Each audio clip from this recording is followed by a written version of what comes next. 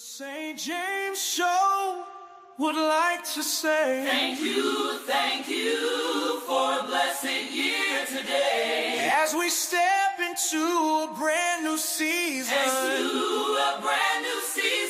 we're holding on. Oh, for greater reasons. Hang on in there, greater is coming. Oh, don't give up, the best is yet to come. Hang on in there, greater is coming. Keep on pushing, we're walking into more. The higher we go, the haters will show, but we rebuke them and all. keep standing tall. Oh, greater is on the way. Keep pushing every day. Greater is coming, greater is coming. Oh, thank you, Lord, for what you've done. Greater is coming, greater is coming. Oh, we're holding on, Lord, the best is yet to come. Hallelujah, greater is coming. Thank you, Lord. What is up, everybody? Greater is definitely coming. Thank you for joining me right here in the sanctuary of the St. James Show. I am your host. I am your bishop, your apostle, your prelate, your diocesan of the Carnal Church sector, and your host of the St. James Show. I appreciate each and every one of you for dropping in on this wonderful Monday. Hope you had a wonderful start of your week. It's been interesting. I think I told you last week that this week was going to be interesting, and that it is. But before we really get into the good things of the good things, will you make sure that you hit that like button and do share? Subscribe right now. We are at 20,500 subscribers. I thank you for being a subscriber and a supporter of the St. James Show. You can also be a member of the St. James Show, but maybe before you do that, hold on, because in this live, I'm going to give away at least 5 free memberships, okay? So hold on for a minute.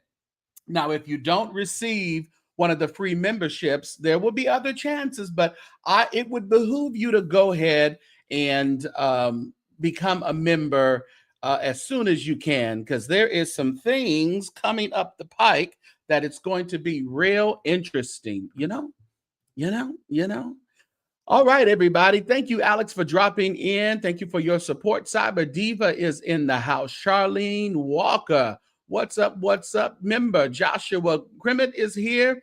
Member Just Being Me is here. Thank you so much. And JP, our blessed mod member and everything. We appreciate your support. How's it down there in Texas? Queen Brock is a member, and I thank you. Thank you for loving that intro. I loved it too. Greater is coming. Oh yes, greater is coming. Well, I tell you, we've been waiting for some responses here from Duane Youngblood's camp, and it looks like they are responding. But I tell you this, it's quite interesting, quite suspicious, to say so. If I say so myself. Very interesting. What's up, Melanie Rice? Good to see you. Charlotte Walker.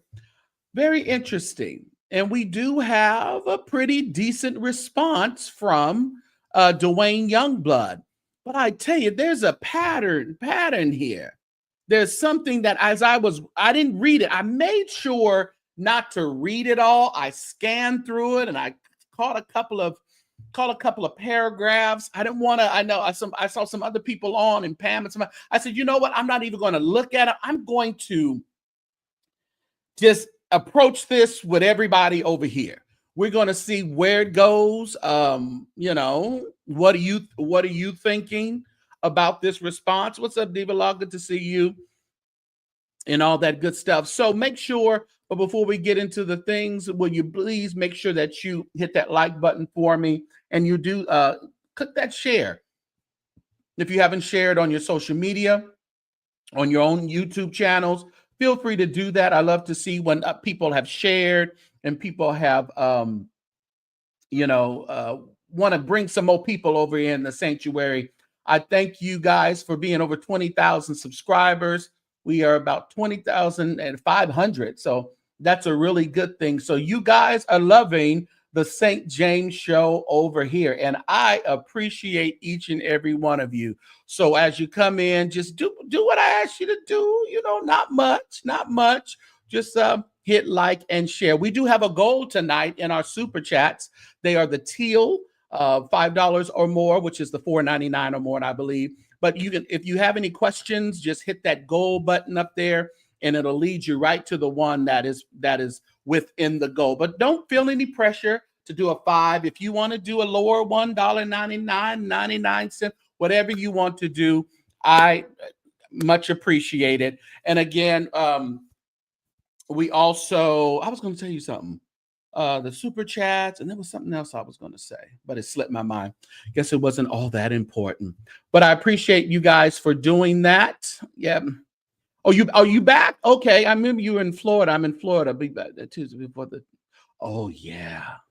I'm kind of frightened myself because I'm going to St. Louis a couple weeks, and I was like, oh, it's raining. I mean, it's snowing in St. Louis, and I do not want to be in no snow. I haven't been in. I'm a California guy. I'm in California. Listen, I don't do all that snow and stuff. We just rock and roll every now and then with a few little earthquakes, but we don't deal with that snow. Thank you. What's up, Mike Moore and Tasha? Thank you for coming in. Appreciate you guys. Well, what we have today, everybody, is the response for the expedited motion, well, the motion for the expedited discovery in the Jakes versus Duane Youngblood lawsuit. And we know they want to do this discovery so they can continue to add the co-conspirators on, their opinion of the co-conspirators. They want to be added onto the lawsuit. So this is the response of the Youngblood team. They don't want that. They don't want it. But my thing is, why don't you? But I don't know. It seems that way. It seems that way. Like I said, I scanned it, so I'm not too sure of everything they're saying in their complaint. So we will, or in their response. So we will walk through that thing and see what they're actually saying. What's up, Tarsha Global? Up in it's snowing in New York City. Oh wow. I know it's pretty though. Of course it is. I'm sure. Amanda's here. Shelby is in the building. What's up, Shelby? Been missing you around these parts. Good to see you tonight. So let's get into this. It's quite a bit. It's reading rainbow time in the sanctuary. Okay, so just get something to drink. I have my water today. It is Monday. You got to kind of slow things back. You don't want to do too much in the beginning of the week. You got a little water today, and we're doing this thing kind of, easy. What's up, Candice and Kevin? Good to see you as well. So let's get into this. And again, Jake's team wants the expedited discovery motion approved so they can begin to name co-conspirators to dip into those areas that they wanted to dip into. But remember, they talked about getting into Larry Reed's business. They want to be all in his business, y'all. So they are asking the court, can we get this thing expedited so we can get all up in his business? So let's see the response that comes from Duane Youngblood. And remember, everyone, he's worked part-time. He had no money for no lawyers. Not only does he still have Blackburn, but he has the other lawyers that he's hired on. Where did he get this money all of a sudden for these lawyers? And as we read through this response, maybe you would have an opinion as to where you believe he got this money to, first of all, keep Blackburn around, and also to get the attorneys there in Pittsburgh. Oh. Oh yeah, did all the school employees go back today? Oh, I know. Well, not here. I don't think my sister and them are back yet. I think they go back next week here in California. Well, in my school district. So, all right, everybody, let's get into it. Remember our goal. Oh, thank you so much.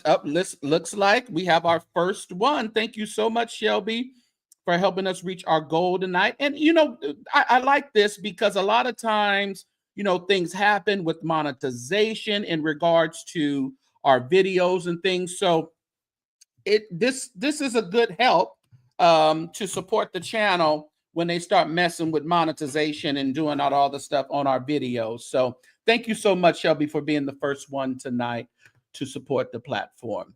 All right, let's get into it, everybody. I know you said, hurry up, St. James, and get into it. I'm going to get into it when I get into it, okay?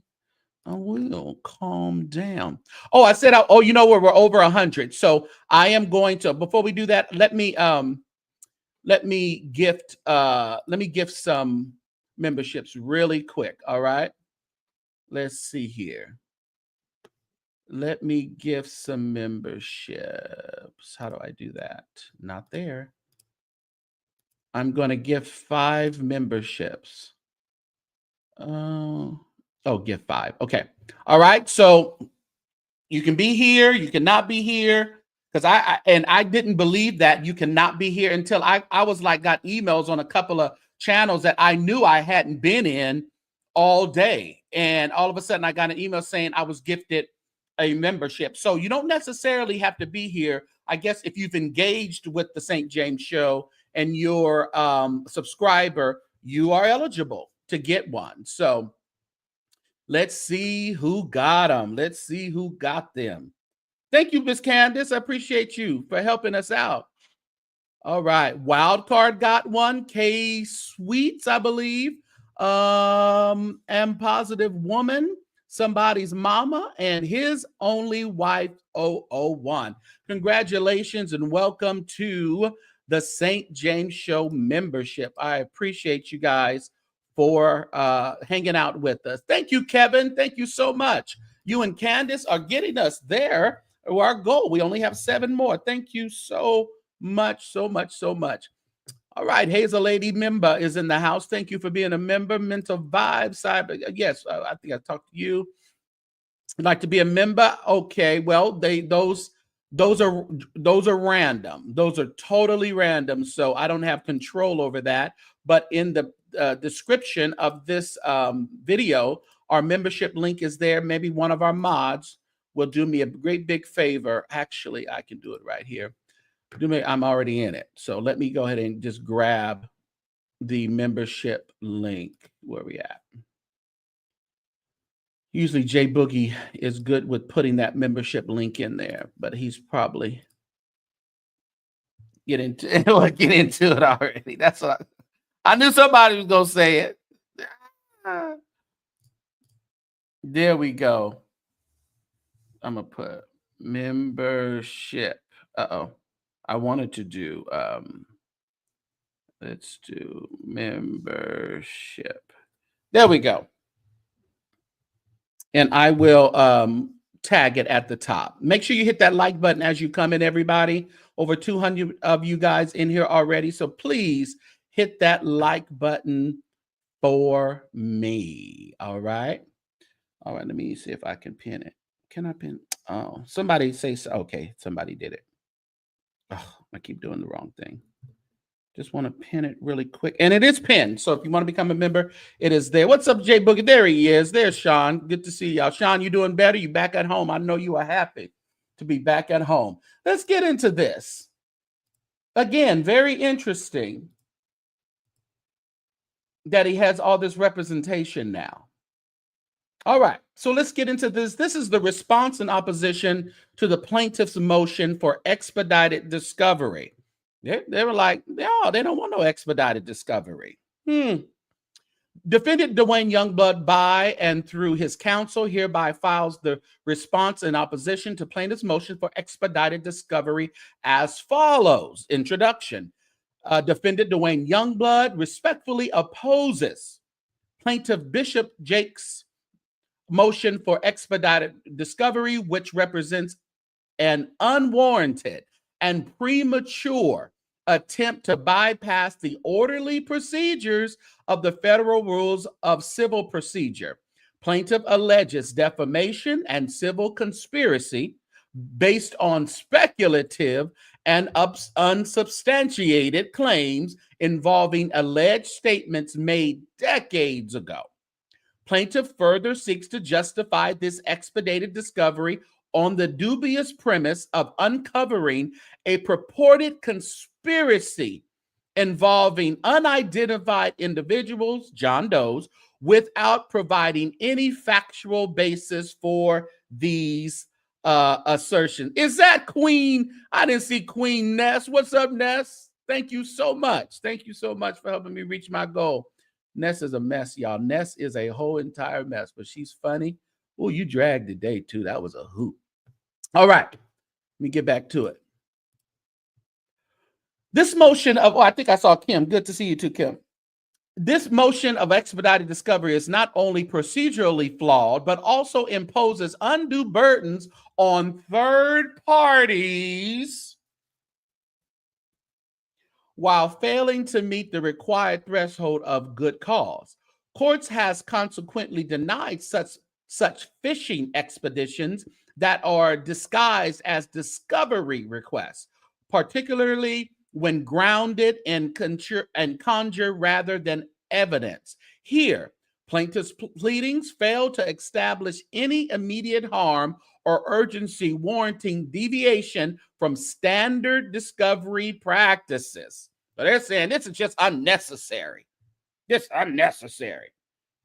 Moreover, plaintiff's sweeping and intrusive discovery demands lack proportionality and specificity. I like that word, but it's like Pacific and specific, further underscoring their impressionable nature under established legal standards. What's up, Lady Sparkle?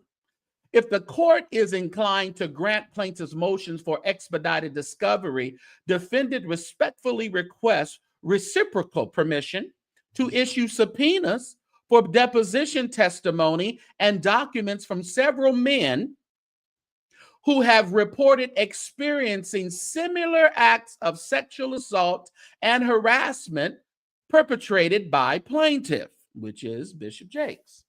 This information is critical to refute plaintiff's carefully curated public persona of fed emotional distress and allegations of victimhood. Beta male activities. Well, it is the Gen Beta coming. Ain't that the new thing? Hit that like button, everybody. Lady Sparkles, did you hear what Sheffy was over there talking to you about you today? Sheffy was a mess. She was, better get it, girl. Get it. As detailed below, defendants asserts that plaintiff has exploited his position of power within the pulpit to target young men, many of whom have shared with the defendant their eerily similar and at times more graphic accounts of misconduct by plaintiff. These testimonies and related evidence are essential to provide a broader context to defendant's statements and to establish a pattern of behavior that contradicts plaintiff's claims of defamation and conspiracy. Accordingly, defendant respectfully requests that this court deny plaintiff's motion for expedited discovery in its entirety. If the court is inclined to grant plaintiff's request, defendant requests reciprocity in the form of depositions and document requests from additional victims of plaintiff who are all eager to come forward and testify. What's up, Recash? The emphasis on second. My issue with this, everybody, before we really get into it, we're into it, but my issue with this, it seems that we're still trying to veer off the fact of the $6 million grab. They want to go further into possible inappropriateness from Bishop Jakes to Duane Youngblood, and then pull in all these other people who he says can justify his opinions and experience, and even more in a graphic way. But my thing is, are we still veering off the path of the $6 million money grab? That's just the thought that I want you guys to keep on the forefront as we continue to read this. What's up, everybody? Okay. So allegations from plaintiff's complaint. Plaintiff Bishop Jakes initiated this litigation on November 25th, 2024, alleging defamation per se and civil conspiracy against defendant Duane Youngblood and unidentified individuals, John Does 1 through 10. The claims stem from defendant's public recounting of a childhood incident in which defendant alleged he was sexually assaulted by plaintiff.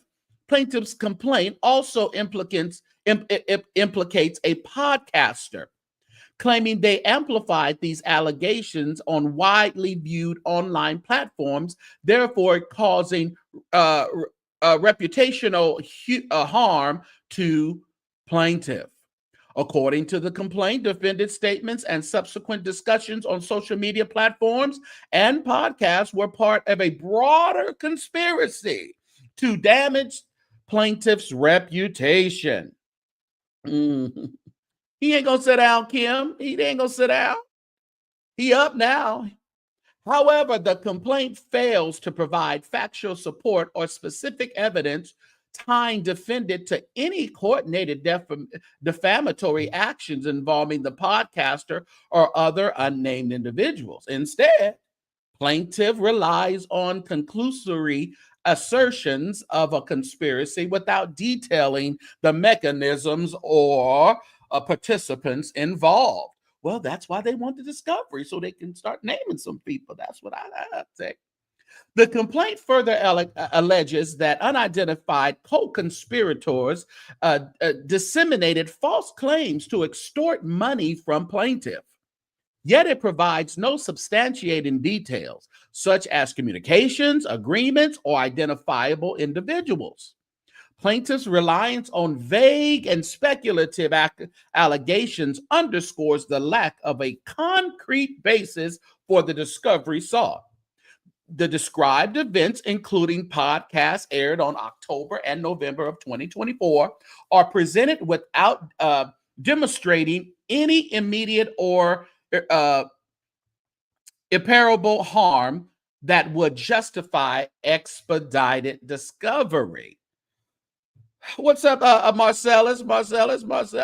Mad Church Disease is in the building. As the complaint itself highlights speculative and unsupportive claims, it fails to meet the standard required to warrant departure from standard discovery protocols. Plaintiffs' generalized assertions do not establish a compelling need for expedited discovery, nor do they provide sufficient detail to substantiate the requested relief. Defendant's position. Defendant Duane Youngblood offers a detailed and deeply personal account of his interactions with plaintiff Bishop T.D. Jakes, alleging a series of events that highlight inappropriate conduct and emotional manipulation. These incidents, according to defendant, are critical to understanding his subsequent public statements about plaintiffs. Again, everyone in the chat, this lawsuit is about a $6 million grab. He's getting into his allegations, but the lawsuit is about the $6 million, in their opinion, extortion and conspiracy theory to get money out of Bishop T.D. Jakes. Money that for a year that people have been saying T.D. Jakes needs to pay. You know? Mm-hmm. I'm so sad. I can't believe I did. Mr. Youngblood recounts an incident occurring during his late teen years after a church service where he had been driving plaintiff to the residence where plaintiff was staying. Upon arrival, plaintiff invited defendant inside for initially appeared to be a pastoral conversation. This discussion turned personal and emotional. providing defendant with an opportunity to express deeply rooted struggles, including challenges in his father-son relationship. However, the interaction culminated in an unwanted and inappropriate advances by plaintiff who attempted to kiss defendant.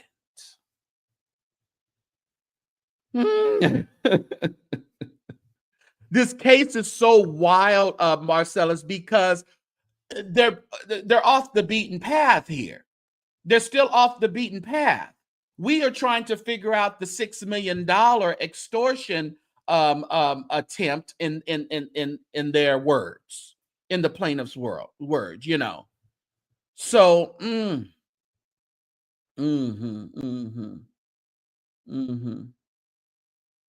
Well, I don't think that's the issue. I don't think that's the issue, Juanita Duana. To be the perfect, you know, people have already assumed that years ago.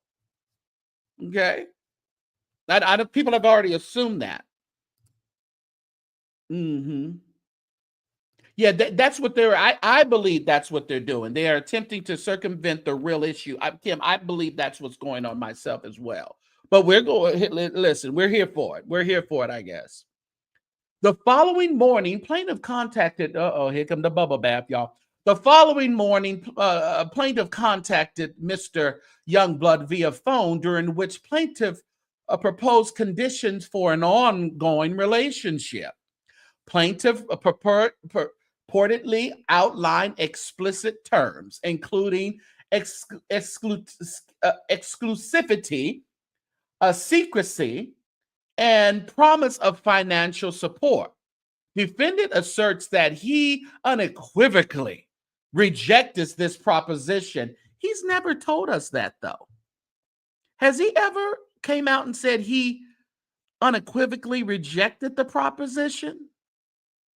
And sought to distance himself from plaintiff, though his continued presence in the church environment made complete avoidance challenging.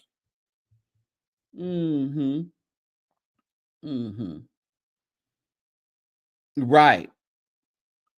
I don't know why they hid that. Yeah, I don't know why. Don't be hiding stuff now, people. Don't hide it. Don't hide comments. If they're just opinions, long enough they're respectful. All right. All right. These events have had a profound emotional toll on Mr. Youngblood.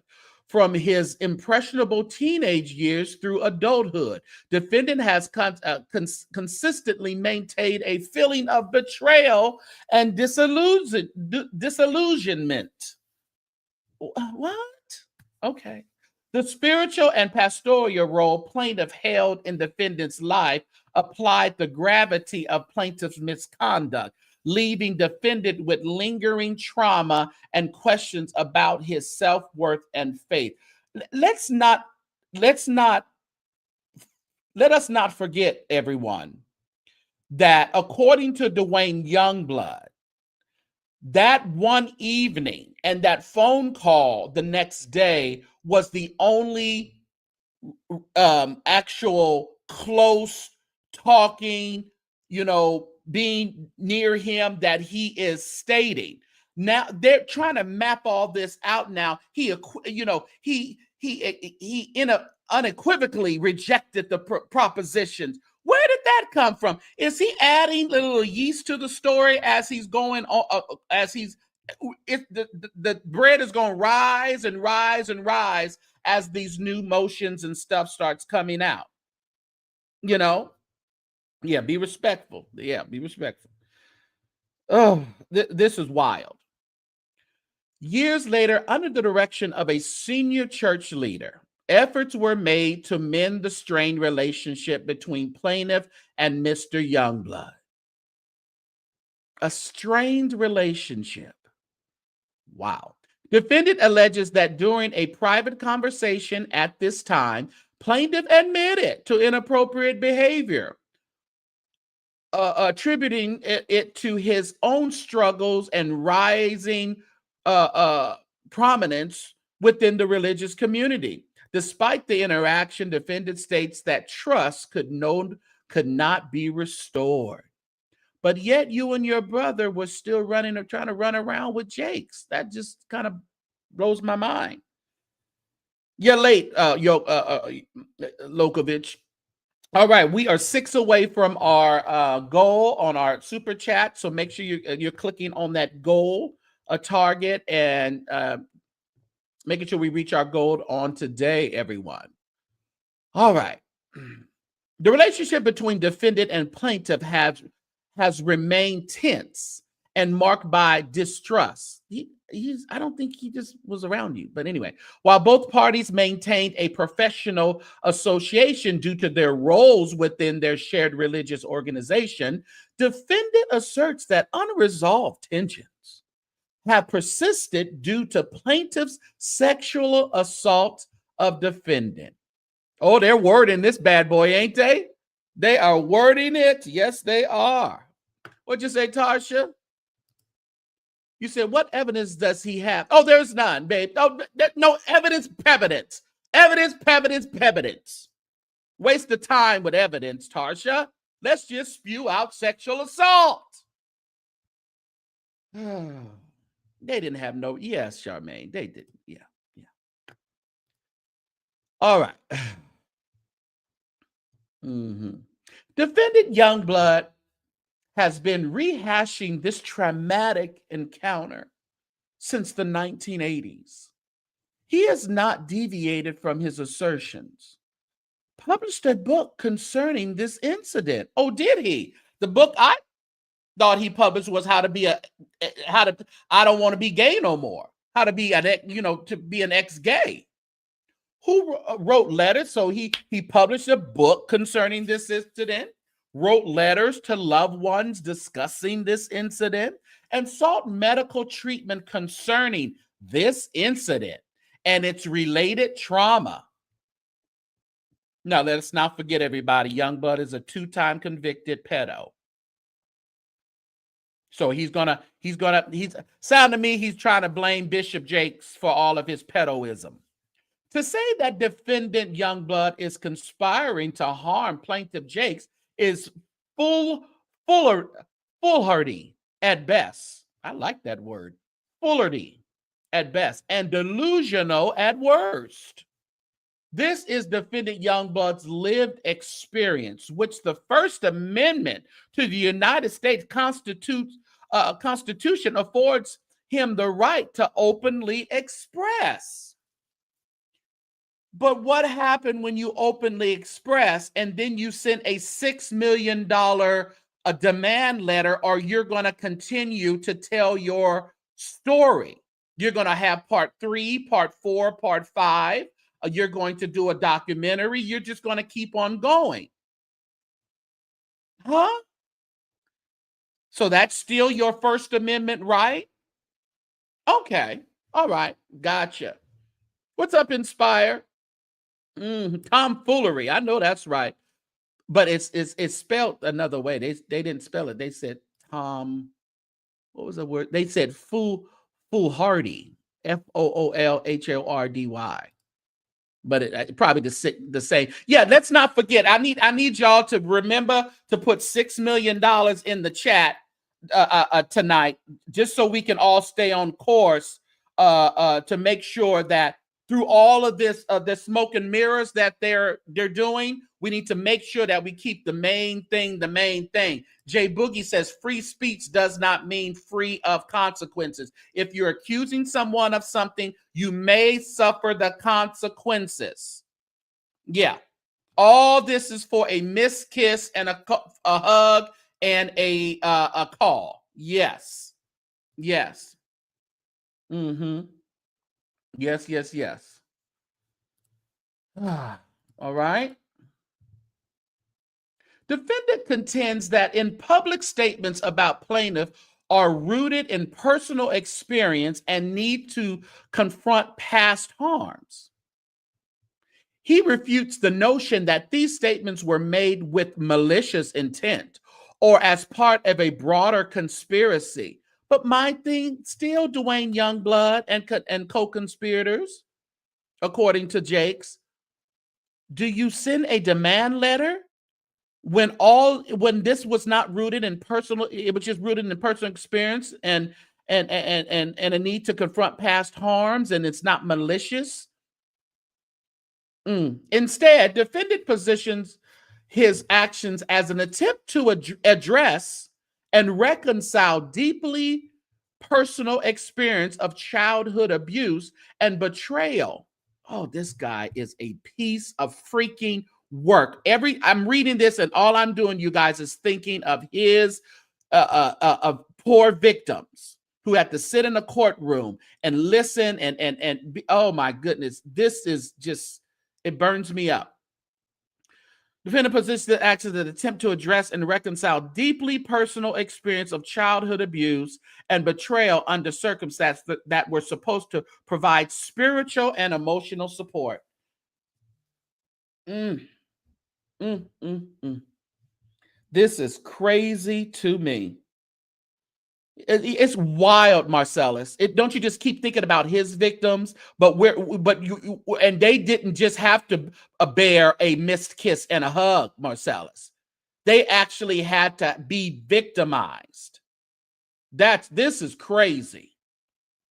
And I want to talk about something too, Marcellus. Oh, we're going to talk when I finish this, if you're still around, if you're not live or anything. Expedited discovery is an exception to the ordinary course of litigation, permitted only when the moving party demonstrates good cause. And then they do some case law here. Thank you so much, Joy Hunter, for helping us reach our goal. And thank you for your $4.99 and your support. I appreciate you. Let's see here. Courts balance the need of such discovery against the potential prejudice to the responding party, ensuring adherence to the principles of fairness and proportionality. Factors commonly considered include existence of a pending preliminary injunction, specificity and breadth of discovery requests, burden of the responding party or third parties, temporal proximity to standard discovery timelines, likelihood of irreparable harm without discovery. Okay, then there's some more case law. We're not going to read all this word by word. That's a lot of case law. Okay. Additionally, courts have highlighted the risk of abuse when expedited discovery is used as a tool for fishing expeditions rather than addressing genuine procedural needs. So they're pretty much saying that all Jakes is trying to do is do a fishing expedition. You know, he's fishing, trying to figure out what everyone has and what they may come with, or what have you. Thank you so much, Angel, for putting a color on it and helping me reach my goal. We only need 4 more. What a missed kiss and a hug. This is what all this is about in their eyes. In their eyes. We're focused on the $6 million grab. Yeah.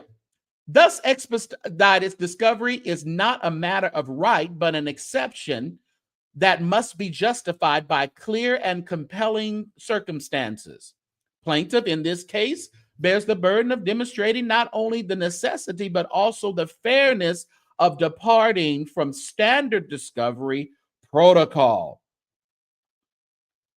Let me see this. Demetrius Rivers says, sadly, he believes this is a win. Yeah. It's quite appalling. Yeah. $6 million.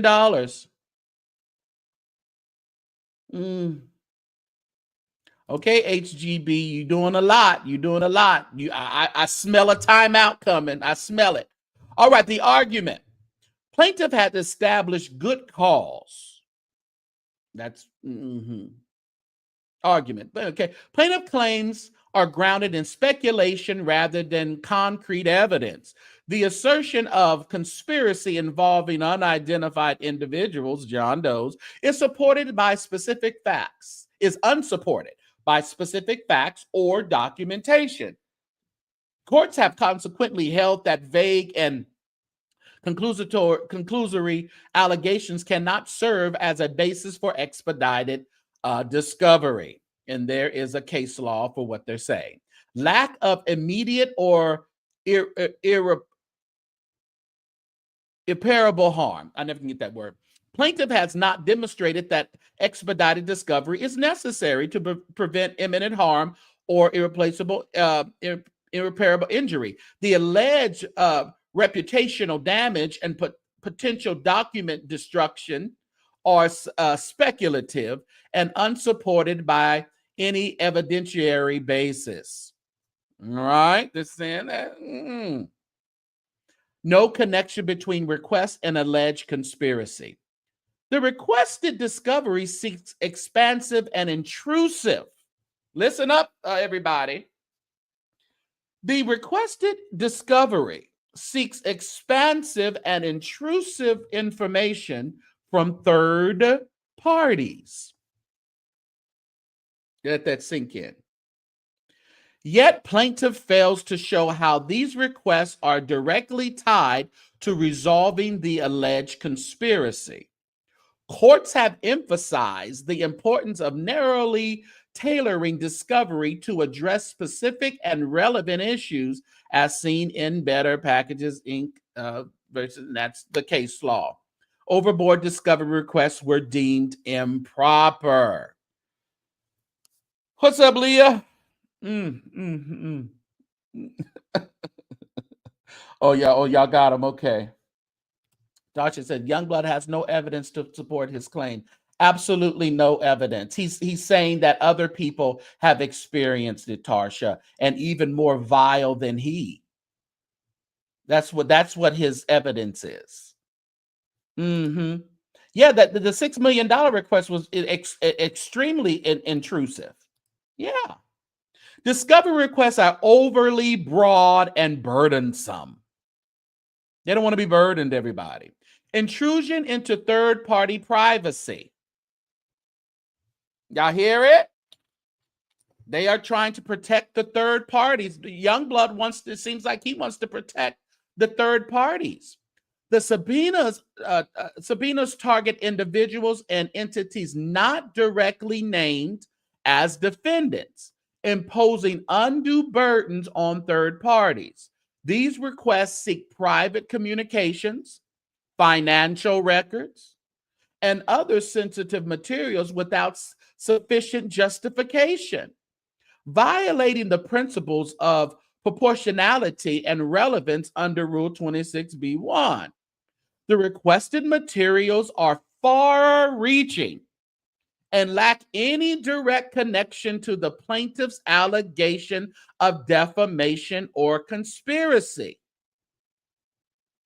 And they're naming a case law. The court stressed that in this case, in this particular Leon versus Tawanda Burrow, the court stressed the necessity for narrowly defined and focused discovery requests to prevent undue harm to non-parties. Such evasive demands risk burdening third parties who are tangential to the core claims in this claim and the defendant. Do you think the bigger the words, the more bang it gives to the court? Do you think third parties are key to their whole conspiracy theory? So to come here and say it's intrusive and it's not necessary, well, not according to the plaintiffs.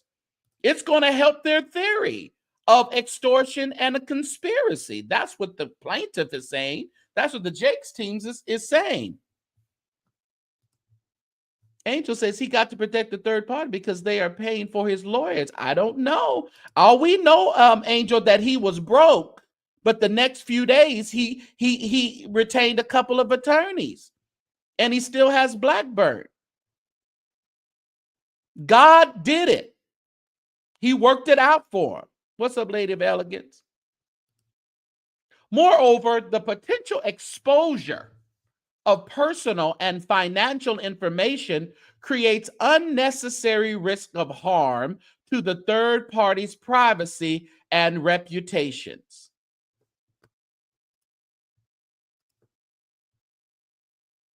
Did anybody think about unnecessary, intrusions and harming the reputation of Jake's for a whole entire year, of accusing him of being with guys, um, peach cobblers on a motorcycle and in thong, paying other victims off, and the people saying that they have proof? So now this is going to be an intrusion and foil the reputation of third parties that the plaintiff is saying is involved. It's quite interesting, to say the least. Just saying. Courts have long recognized the importance of balancing discovery needs against these risks, particularly when the discovery sought does not demonstrate direct relevance or necessity to the claims at issue. The claims at issue that they're trying to skeet skirt around is the $6 million money grab. They're talking about sexual assault, and that's not. We have to remember, everybody, that Duane Youngblood did not bring a lawsuit against Bishop Jakes for any type of sexual assault. Bottom line, he went on Larry Reed's platform and told his story about what he felt was inappropriate relationship with TD Jakes. And then, according to the documents that we've read, he then, after doing part 1 and part 2, it was talk by both, by Larry, that there was going to be a part 3. And it's going to be more explosive, more information. But in between time, the attorneys received a letter requesting $6 million, according to the complaint. So this is what we have to remember. Duane Youngblood did not sue Bishop Jakes for sexual assault. Okay? All right. But now he says TD Jakes is essayed him. That's what I'm saying. Now they've spun it from a kiss and a hug, a missed kiss and a hug. Now it's strictly essay. Now it's a sexual assault now. Yeah, y'all have to don't get circumvent. That's what I was looking for. Thank you, Kim. Yes, you have to remember this is what this lawsuit is about. They're trying to put all this other stuff in this response, but they can speak to all that if they want, and I'm pretty sure they have every right to speak to whatever they want to speak to try not to get this expedited discovery approved. But the fact of the matter is they're trying to prove extortion and conspiracy. They're not trying to figure out if they're trying to say that Jakes essayed him or not. That's not even a thing in this whole deal. Has nothing to do with the lawsuit that Jakes brought against Dwayne. Tasha said they did not think their scheme would go this far. Oh, it's far. It is far. What's up, traveling with L Star? What's the penalty for lying in court? I don't know. Major Boy. It's good to see you. Thank you for being a member, sir. Okay. Believe in discovery sought does not demonstrate. Okay. Excessive scope relative to allegations. Plaintiff's discovery requests span a broad time frame and include materials unrelated to the core claims of defamation and conspiracy. Oh, they're back to it. By seeking expansive categories of documents, including speculative financial motivations and peripheral communications. The plaintiff's approach imposes undue burden that exceed the permissible scope of discovery. The lack of specificity in the request further compounds their overreach. For example, requests targeting all communications between the defendant and any third party over several months or neither proportional nor tailored to the uncovering related evidence. You don't know that, but you can put whatever you want to put. Courts routinely reject such expansive demands, and they quote a case law, Better Packages versus Zing. The court required precise and narrowly tailored discovery, cautioning against overboard requests that effectively operate a fishing expedition. They like that, a fishing expedition. They've said that a few times. There's another case law. The court, in this case, in that particular court case law, the court denied overly broad discovery requests where the movant failed to demonstrate a direct or specific connection to the issues at hand. The request here appeared to mirror this impermissible approach, lacking the request focus to justify the burden imposed on both the defendant and third parties. I tell you, in my opinion, these third parties have quite they're being mentioned here quite a bit. He is really batting for these third parties along with himself. By seeking discovery far beyond the allegations and issues central to this case, plaintiff underscores the speculative nature of their claims and the inappropriateness of expedited discovery in this instance.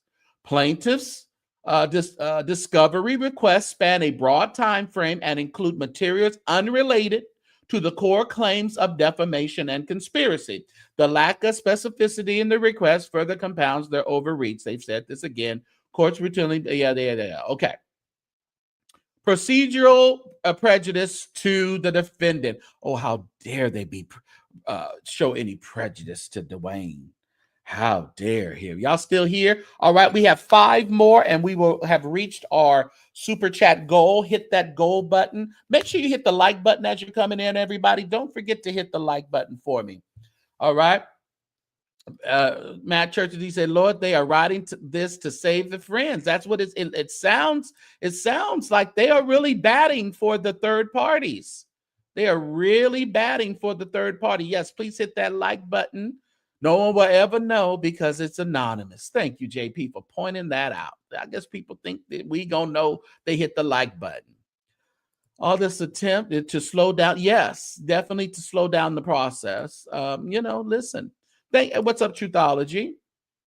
Allowing expedited discovery at this stage would impose significant procedural burdens on defendant and undermine fundamental principles of fairness in litigation. Premature discovery would force defendant to respond to extensive and intrusive requests without having the opportunity to fully evaluate or challenge the claims against him. This creates an imbalance,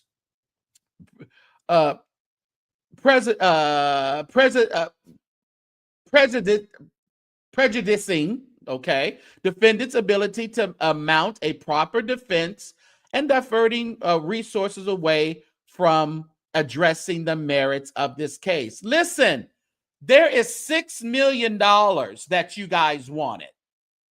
$6 million. According to the plaintiffs, that the defendant and co-conspirators wanted.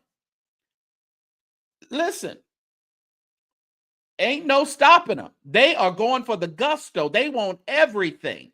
They want to tie any and everything and everybody to this $6 million grab.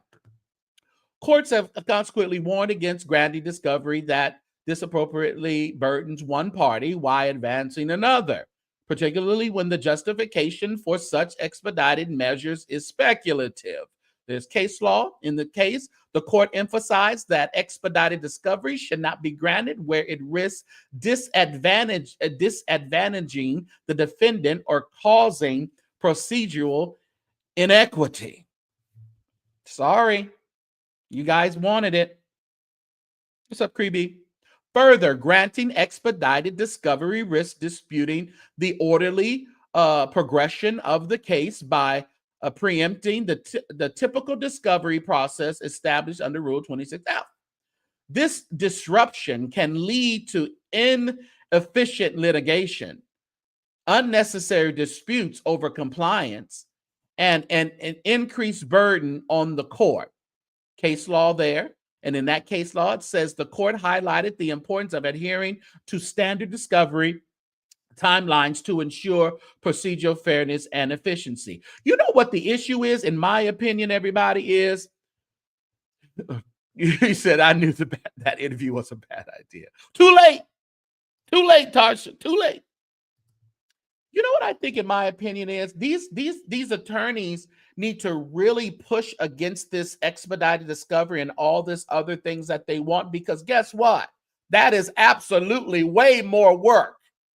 And it's going to cost the defendant a lot of money. A lot of money. So they don't want this expedited stuff. They don't want to have to come and combat this. Listen, it's just too much. It's too much. Well, Bishop Jake's team thought the $6 million grab or attempted grab was too much as well. Okay? This is, written just impeccably, just written beautifully. Uh-huh. Mm-hmm. All right. Further granting expedition. Further granting expedited discovery risk disrupting the orderly process of the case by preempting the typical discovery process established. Okay, we did that. Disruption can lead to, okay, I read that. Finally, the scope of nature of the requested discovery amplified the prejudice to defendant. The broad and speculative demands seek to impose obligations far exceeding the requirements of the proportionality and relevance, further tilting the procedural balance against the defendant. Courts have noted that such tactics undermine the principles of equitable litigation as seen in Better Package's this case law. For these reasons, defendants respectfully submits that the plaintiff's motion for expedited discovery should be denied to preserve the integrity. They're concerned about the integrity, everybody, of the litigation process and to prevent undue procedural prejudice. Oh, God. There's some case law there as well. Mm-hmm. Defendant-specific requests. Plaintiff requests 1 through 3 and other deficiencies. Make sure you guys... Oh, they reach and they do it. Their arms are way out there, Marcellus. They are reaching. Listen, they're for Duane Youngblood. They're defendants. They're doing their job to reach. They're doing their job. Somebody's paying them. Plaintiff's requests 1 to 3 seek to establish actual identification of the punitive defendants. Claiming such information is critical for properly identifying the alleged conspirators. However, these demands are legally implausible, burdensome, and inconsistent with legal precedent in the Third Circuit and the federal district courts in Pennsylvania. Okay. A, legal implausibility of requests 1 through 3. Lack of specificity and factual basis. Plaintiff's motion fails to establish a factual nexus between the sought information and the alleged conspiracy. Courts in the Third Circuit require a movant to demonstrate with a specificity how the requested discovery is essential to their claim. There's case law again. The court, in that case law, the court denied expedited discovery where the moving party failed to tie the request to concrete facts supporting their claim. Maybe it sounds like they're actually going on an fishing expedition as well. Maybe, they are trying to force the plaintiff to show what they already have that led them to the conspiracy theory and extortion. That's a possibility. What do you guys think? What's up, JP? These documents are crying loud and sparing not. Oh, yes, they are. Oh, yes, they are. Thank you so much for your support. I don't know, Vera. I don't know. She's not going back. All right. In this case law here, the plaintiff merely speculates that identifying the punitive defendants will advance their case without providing substantive evidence of their involvement in the alleged defamation or conspiracy. That was in this Lexus deal. Absence of good cause. Expedited discovery is permitted only upon a showing of good cause, which requires a clear and immediate need for the information. Plaintiff requests 1 through 3 fail to demonstrate how delay in obtaining this information will result in irreparable harm. I hate that word. Courts have repeatedly held that speculative risks, such as the potential loss of evidence, do not satisfy the good cause standard. And then they have case law for that, because you remember that they wanted to get these documents before they say the defendant and the co-conspirators had a chance to get rid of them, burn them, take them down, put them through the shredder. Burdensome and overreaching nature of request. Oh, my God. Infringement on privacy rights. Here we go, y'all.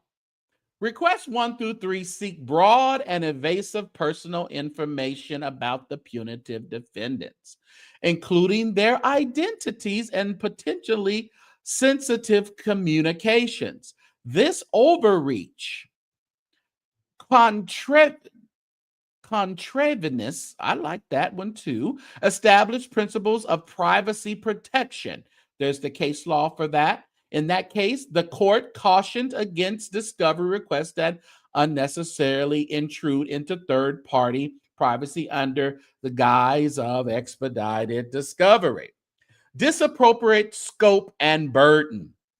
These requests impose significant burdens on third parties and the court system.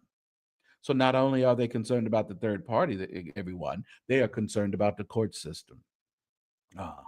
Requiring the production of extensive information unrelated to the claims at issue. Courts in the Third Circuit emphasize that discovery must be narrowly tailored to avoid unnecessary burdens. There's the case law. In that case, the court limited discovery to specific, narrowly defined information directly tied to plaintiff's claim. Plaintiff's broad demands here fail this test. Inconsistency with legal precedent. Failure to meet the Notaro standard. Some courts, I don't know what that is. Some courts in the Third Circuit apply the Notaro standard, which requires a party seeking expedited discovery to demonstrate irreparable harm, a likelihood of success on the merits, and a connection between the discovery sought and the harm to be avoided. There's a case law for that. Plaintiff fails to meet these elements as their claims have speculative and the requested discovery is not narrowly tied to preventing irreparable harm. Listen, everybody, I appreciate you stopping by and hanging out with me. We got a little bit more to go. Stick with me. Hit that like button. Do share. Thank you for subscribing. Thank you for joining our membership. Congratulations to the 5 that we gave away. If you'd like to join our membership, our monthly support, please hit the link that is in the chat, that is pinned in the chat. And it should be close to the goal area where we're doing our goal. We'll need 4 more to reach our goal for this live, okay? Make sure that you are supporting. I appreciate those who have already supported and got us to our goal. Truthology says Youngblood is paying some coins. Listen, somebody's paying something.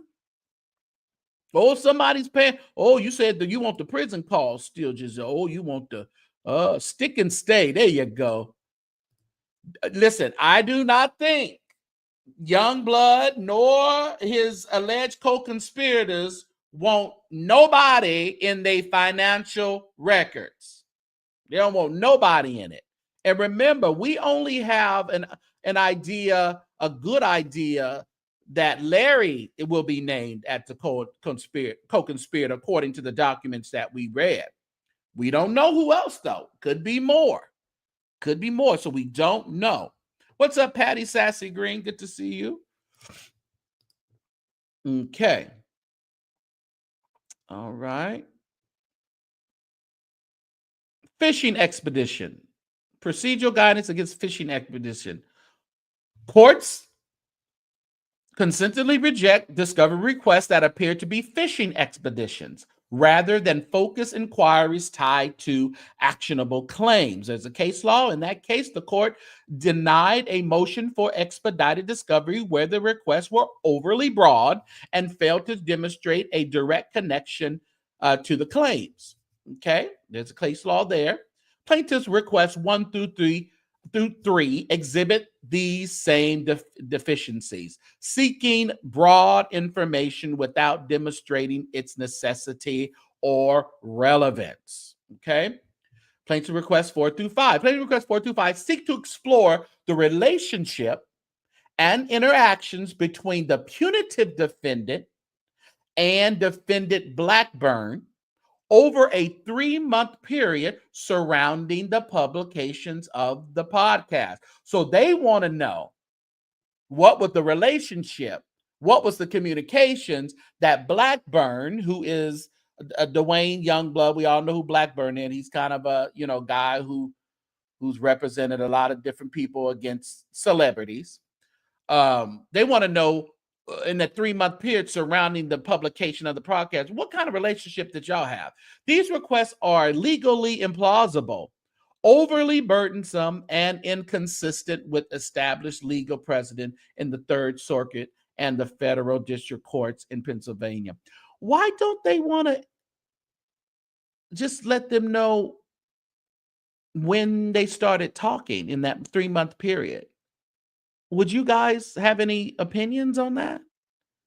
Why wouldn't they just say, well, we started talking here and, I'd started representing him at a certain point. I'm not sure why they would want to why they would want to exclude that information from the courts and from the evidence. I don't know. Failure to establish relevance. Requests 4 through 5 lack a direct nexus to the claims of defamation and conspiracy. Courts in the Third Circuit required a clear demonstration of relevance and necessity for the information sought in expedited discovery, such as this case law here. The court denied discovery where the plaintiff failed to show how the requested information was substantively advance their claims. All right. So in these things right here, they're pretty much just giving case law. They're talking about, why the discovery, it shouldn't be, the expedited discovery shouldn't be granted. And it's insufficient showing of good cause. They're saying that there's no good cause. It's burdensome. They're overreaching. It's going to put the defendant in a very bad place with the courts. This is what they're saying: extensive temporal and contextual scope. The 3-month period specified in requests 4 through 5 is exclusively broad and unduly burdensome, particularly given the limited time frame relevant to the specific allegations in the complaint. Courts in this jurisdiction have emphasized the need to narrowly tailor discovery requests to avoid undue burdens on the parties and third parties. Plaintiffs' sweeping requests impose a disproportionate burden that outweighs any potential benefit to the litigation. So they are really trying to And they here again, they're saying it's a fishing expedition. They love using that word. Violation of proportionality principle. They're naming the Leon versus Tawanda Borough case once again. Yes, they are. And now they're going into plaintiff 6 through 8, and we're just going to read what those are. Seek information related to statements made by the podcaster, including their knowledge of the alleged November 15th extortion letter and interactions with defendant Blackburn. So they want to know that the co-defendants even talk or speak with Blackburn.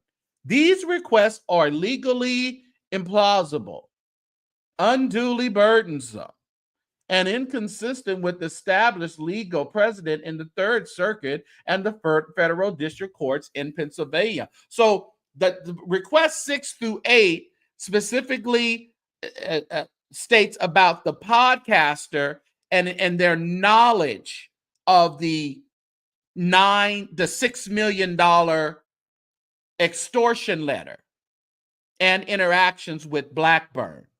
They want to know, did they have anything to say or to do with this? Blah, blah, blah, and another blah, and another blah. 6 million.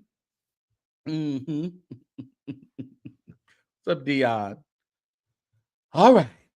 So, of course, this is the 6 through 8, and you know what they're going to do. They're going to lay out some case law in regards to denying, speculative nature of the request, lack of demonstrated need. So they're saying it's not needed, burdensome and overreaching nature of request. That's what they've been saying in all of their refutes of the requests that are being asked for. Disappropriate scope and burden. So it's pretty much the same kind of deal. Inconsistency with legal precedents, failure to demonstrate connection to the alleged misconduct. Court has consistently rejected discovery. Same deal. Okay. Looks like they kind of cut and paste a lot of this. Potential encroachment of privileged communications. This is important. By seeking information related to the alleged extortion letter and interactions with defendant Blackburn, plaintiff risks infringing on privileged communications. Courts require compelling evidence of necessity before permitting discovery that may implicate privileged information. There's the case law for that, and they say plaintiff's failure to address or mitigate these concerns further undermines the validity of their requests. Oh, God. Thank you, Fran Drew P. Diddy. I appreciate you for your $4.99. We are only 3 away, everybody. We are only 3 away from our goal. Click that goal button. $6 million recast. We just want to keep the main thing. The main thing. What's up, Shawty Sharp? Plaintiff's request 9 and its deficiencies. We'll just read what it is because they're going to say the same things, refuting it. Let's just read what the 9 is. Plaintiff's request 9 seeks data and material to augment plaintiff's current understanding about the punitive defendant's financial motive to act in furtherance of and in accord with defendant Youngblood's false allegations against Bishop Jakes. This request is legally implausible, unduly burdensome, and inconsistent with legal precedents in the Third Circuit and the federal district courts in Pennsylvania. So we know that the 9 request is they want the data. They want the material to augment plaintiff's current understanding of they want to know this financial motive. What was behind this $6 million ask? And I say ask with very loosely. Okay, so their speculative foundation, irrelevance to the core claims. Of course, it says request 9 fails to directly address the core allegations of defamation and conspiracy. My God. All right, burdensome and overreaching, as they've been saying, infringement on privacy and confidentiality. Request 9 demand sensitive financial information. They do not want theirs nor their third party's financial information revealed without demonstrating its relevance or necessity. Courts have repeatedly recognized the need to protect financial privacy and have deemed discovery requests that fail to balance this interest. And they have a court case law, and they said plaintiff's sweeping request for financial data imposes an unjustifiable intrusion. How dare you intrude on the defendant and the co-conspirators' financial records? The co-conspirators think this will keep Jake's attorneys bay. You gotta know that they already saw this probably coming. They already, especially when he all of a sudden, after being part-time worker, having a difficult time finding any attorneys, and then a few days later he pops up with attorneys. Burdensome and excessive burden on responding parties. Let's read this one. The principle of proportionality emphasized in the 2015 amendments to Federal Rule of Civil Procedure 26B1 requires that discovery requests balance the likely benefit of the information against the burden imposed on the responding party. They're saying this is too burdensome, y'all. They can't do it. They don't want to do it. Here, request 9 places an excessive burden on responding parties by demanding sensitive financial disclosures that lack clear relevance to plaintiff claim. They don't want to tell you about their money. I want y'all to keep giving, but we don't want to tell y'all about where it's going and where it's coming from. We don't want to tell you. All right, we only got a couple more pages. Premature. The foregoing arguments make clear that plaintiff requests for expedited discovery are not legally and procedurally inappropriate. Or, wait a minute, are not. Foregoing arguments make clear plaintiff's requests for expedited discovery are not only legally and procedurally inappropriate, but premature. Here, plaintiffs have offered to no illegitimate reason to circumvent the established 26F conference or any other round and initial litigation. Thank you so much, Mari. Thank you for joining us on the day. Not only did you join us, you helped us with our goal. Can they argue something new? They're gonna hang their hat on that. What's up, Jesse? Drop them. Drop them, because we want to know where they're coming from and where they're going. Drop them. Get ready, Marcellus. You want to come out, Marcellus? We got to talk about. We got something to talk about. Unless you're going live, then I'll shoot everybody over to you. Further, given the frivolous nature of plaintiff's lawsuit, Mr. Youngblood fully anticipates filing a 12B6 motion to dismiss. Again. Okay. And likely motion for sanctions, and if necessary, an answer and new matter to the complaint along with any other appropriate requested relief. For these reasons and those discussed infra, Mr. Youngblood specifically asks of this court to deny plaintiff's requests for expedited discovery as frivolous and premature. Okay, I'm gonna drop in a minute. Plaintiff's lawsuit is baseless. This is their conclusion, everybody. And this is a good one. Plaintiff's lawsuit is baseless, and that fact will be made abruptly clear to the court in defendant's forthcoming anti-SLAPP motion.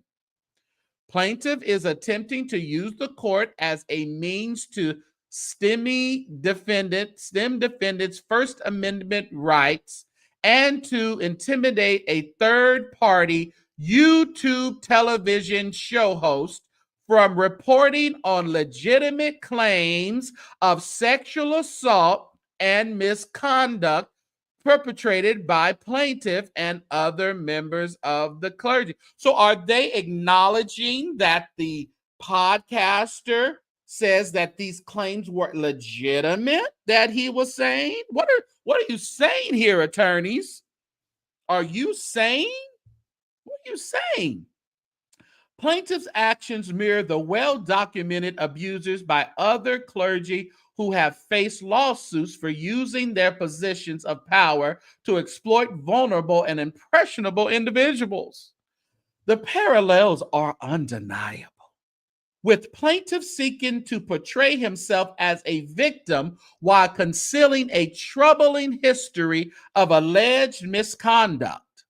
This court should not permit plaintiff to misuse the judicial process to silence criticism and suppress the truth. Thank you so much, the nurse. I appreciate you. I appreciate you.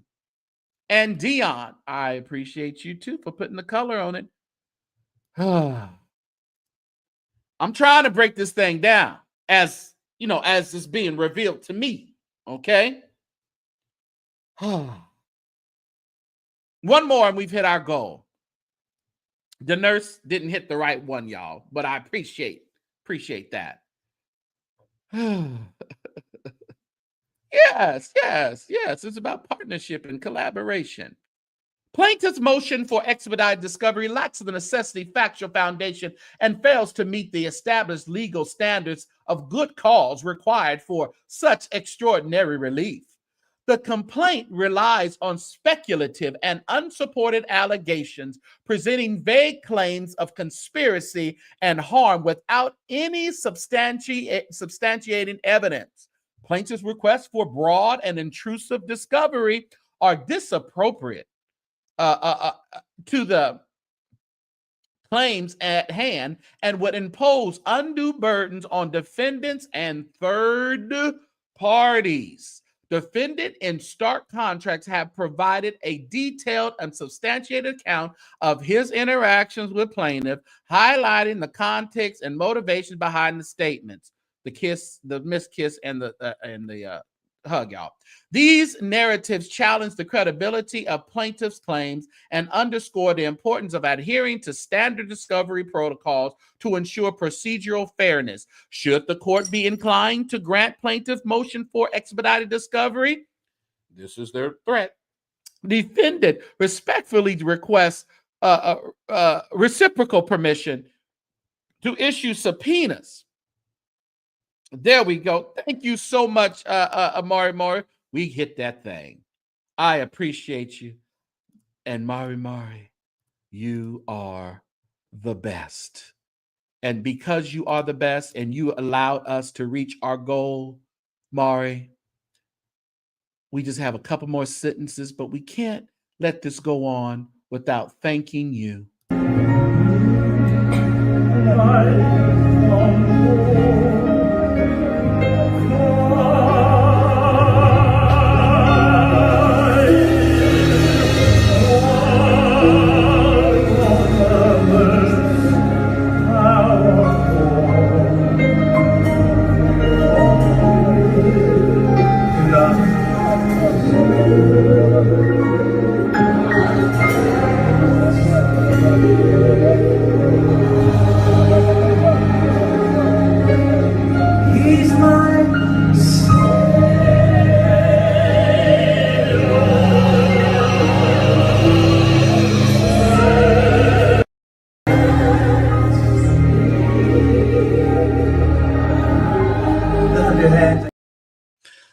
Oh, just throw your hands up right now. Throw them up in the air. Throw them up and ask the Savior not to pass you by.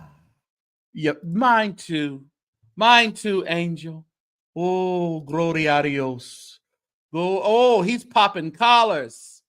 Oh, my Manasseh pops collars, baby. You better believe it. All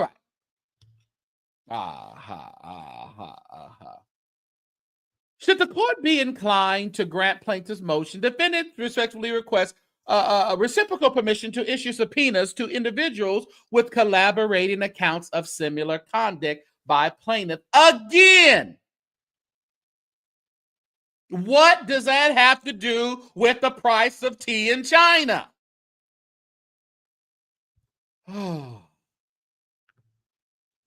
Such discovery is essential for providing a complete and accurate representation of the facts and for countering plaintiffs' claims of defamation and conspiracy.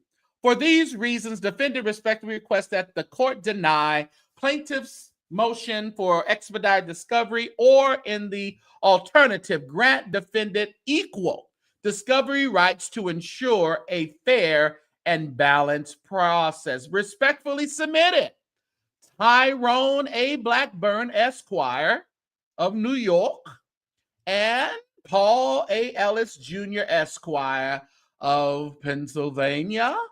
And we have some more over here. The Brad Summers of Pittsburgh. Okay. So those were submitted. I'm dropping it right now. Marcellus. This is for Marcellus, everybody. Everybody else, hold your peace. If you want to come up, we may have you come up. But hold your peace right now. So what do you guys think?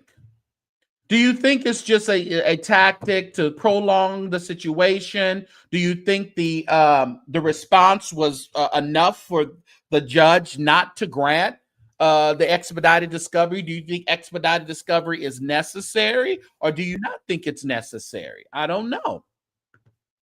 That's the question that we're going to ask today. Welcome into the sanctuary, Matt Church Disease, aka Marcellus. Thank you for having me.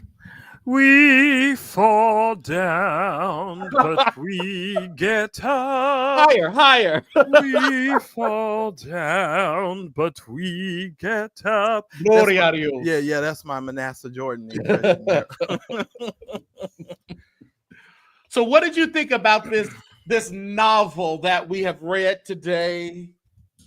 We don't know anything than the other, we don't have any other information than what we knew before. Right. The second part of this is now he is trying to say that he's got some young men or some other men who can come forward. But that's also a part of the original lawsuit, is that he was making these types of salacious claims. Exactly. In his response, he said, oh, I'm going to give you 7 affidavits.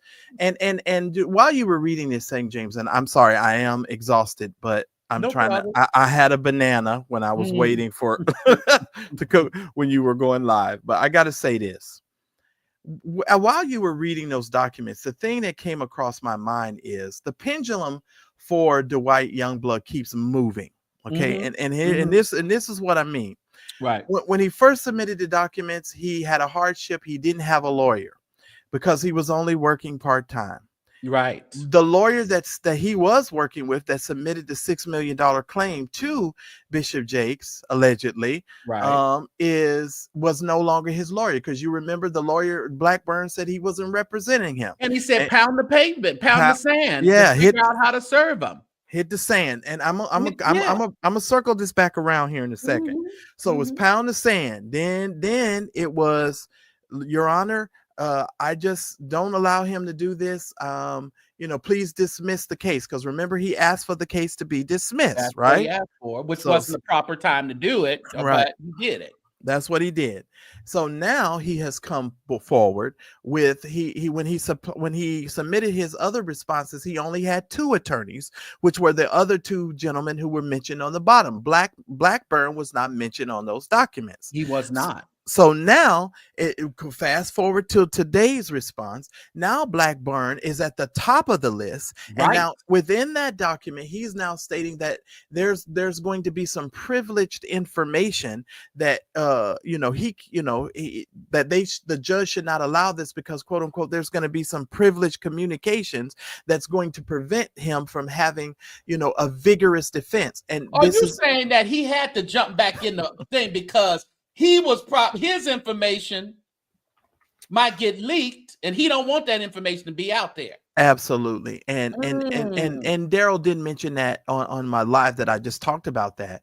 It is clear to me that the Blackburn, and I can never, what's his name? Jerome? What's this boy's name? Tyrone. Lord. Where's Erica Badu when you need her? Somebody need to call Tyrone. Yeah. Lord have mercy. This gentleman is they're teeter-tottering. They're going back and forth. And I hope that TD Jakes' lawyers can show the judge the inconsistency in the statements of Duane Youngblood when he's even submitting this paper to the court, because he's misleading the court. If you look at the documents and the progression of how he's changed this whole situation, it's going in and out. It's going up and down, back. Thank you, the nurse. Yes, your second one. Yeah, and in my opinion, he's misled the court. First of all, you told the court you was having financial hardship. That's right. Then you told the court, oh, I started looking for a lawyer on November the 3rd. I can't even forget the dates because you got a text message from TD Jakes' son, and that scared you. And then you started looking for a lawyer, and then next thing you know, didn't sue over the threats. He just immediately said, "I need $6 million." Yeah. This whole thing is ridiculous. The whole thing is ridiculous.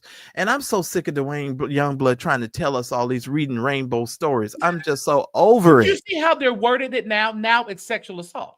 Yeah, I saw that. It's sexual assault. It's not going to work. It's totally not going to work, St. James. It's just not going to work. The lawyer, I think TD Jakes' lawyers, like you said, they've been preparing for this. They've been waiting on this. And it's most certainly not going to work.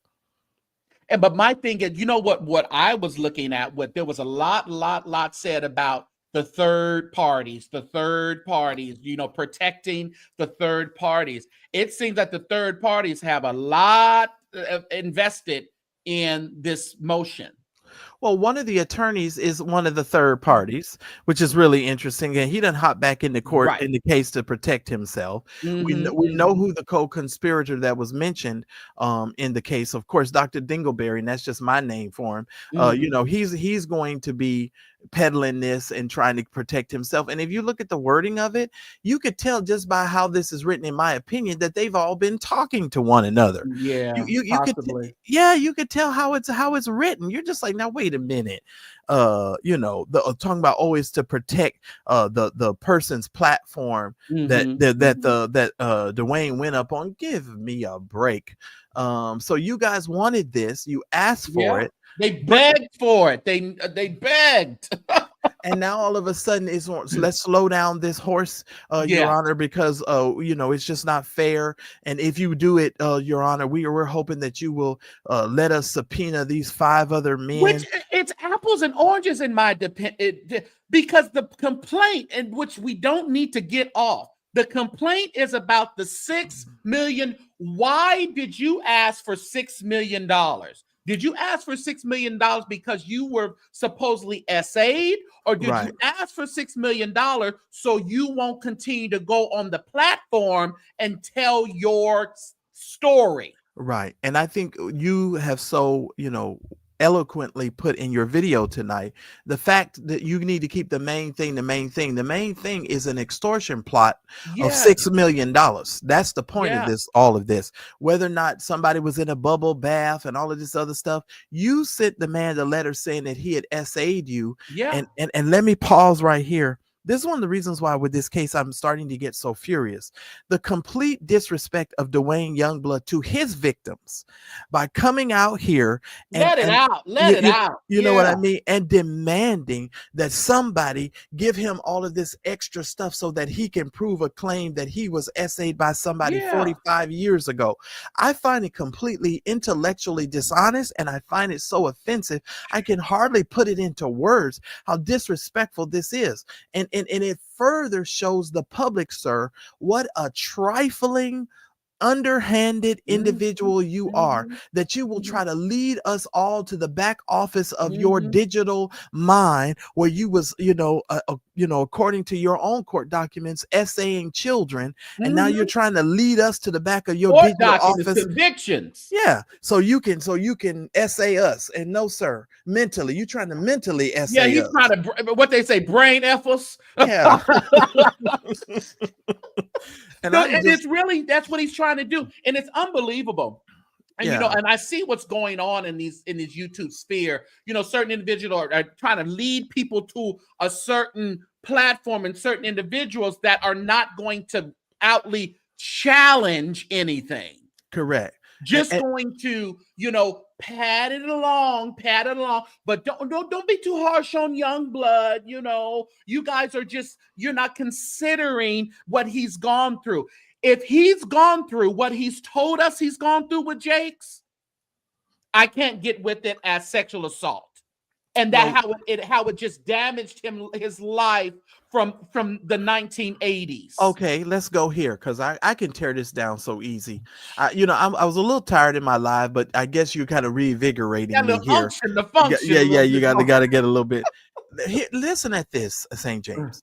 This man stayed within that same the Hugga Gugga church. That's what I call it, the Hugga Gugga church. Right. He done stayed in the Hugga Gugga church. He done got ordained in the Hugga Gugga church. He done matriculated through the upper echelon of the Hugga Gugga church. Yeah. And now he's coming back saying, "Oh, I had such a tumultuous time in the Hugga Gugga church, and I think that you guys need to grant me the motions that I'm asking for because I was so traumatized and my faith was so traumatized." Sir, that doesn't even make any sense. You pastored in there. You counseled individuals got ordained in this. in there. I mean. Yeah, years later. And then what I don't like is what they're trying to put this relationship that him and Jakes had. There was no relationship. Right. He hasn't even established that. No. That's the thing. And showing those pictures saying, "Oh, here was a picture of Bishop Jakes at my ordination service." Right. You are correct, sir. You're right. He's never said he wasn't over there. Yeah, it's so ridiculous and it's so offensive intellectually. It's like, dude, who do you think you are that you can play on people's intelligence like this? You are a convicted essayer. Yeah, it has been established that you are, sir. No question. And my thing is this. Here's another point that I'd like to make. While you're claiming that you were so traumatized by all of this stuff that had happened to you, you turned around and perpetrated the same crimes on other children. Yeah. Who the heck do you think you're talking to, bro? And trying to turn it around and say the reason why I did it, Jakes. No. From a hug and a potential kiss, a bubble bath, and a phone call. Talk about a little bit more of the ones you said something else more went on. Right.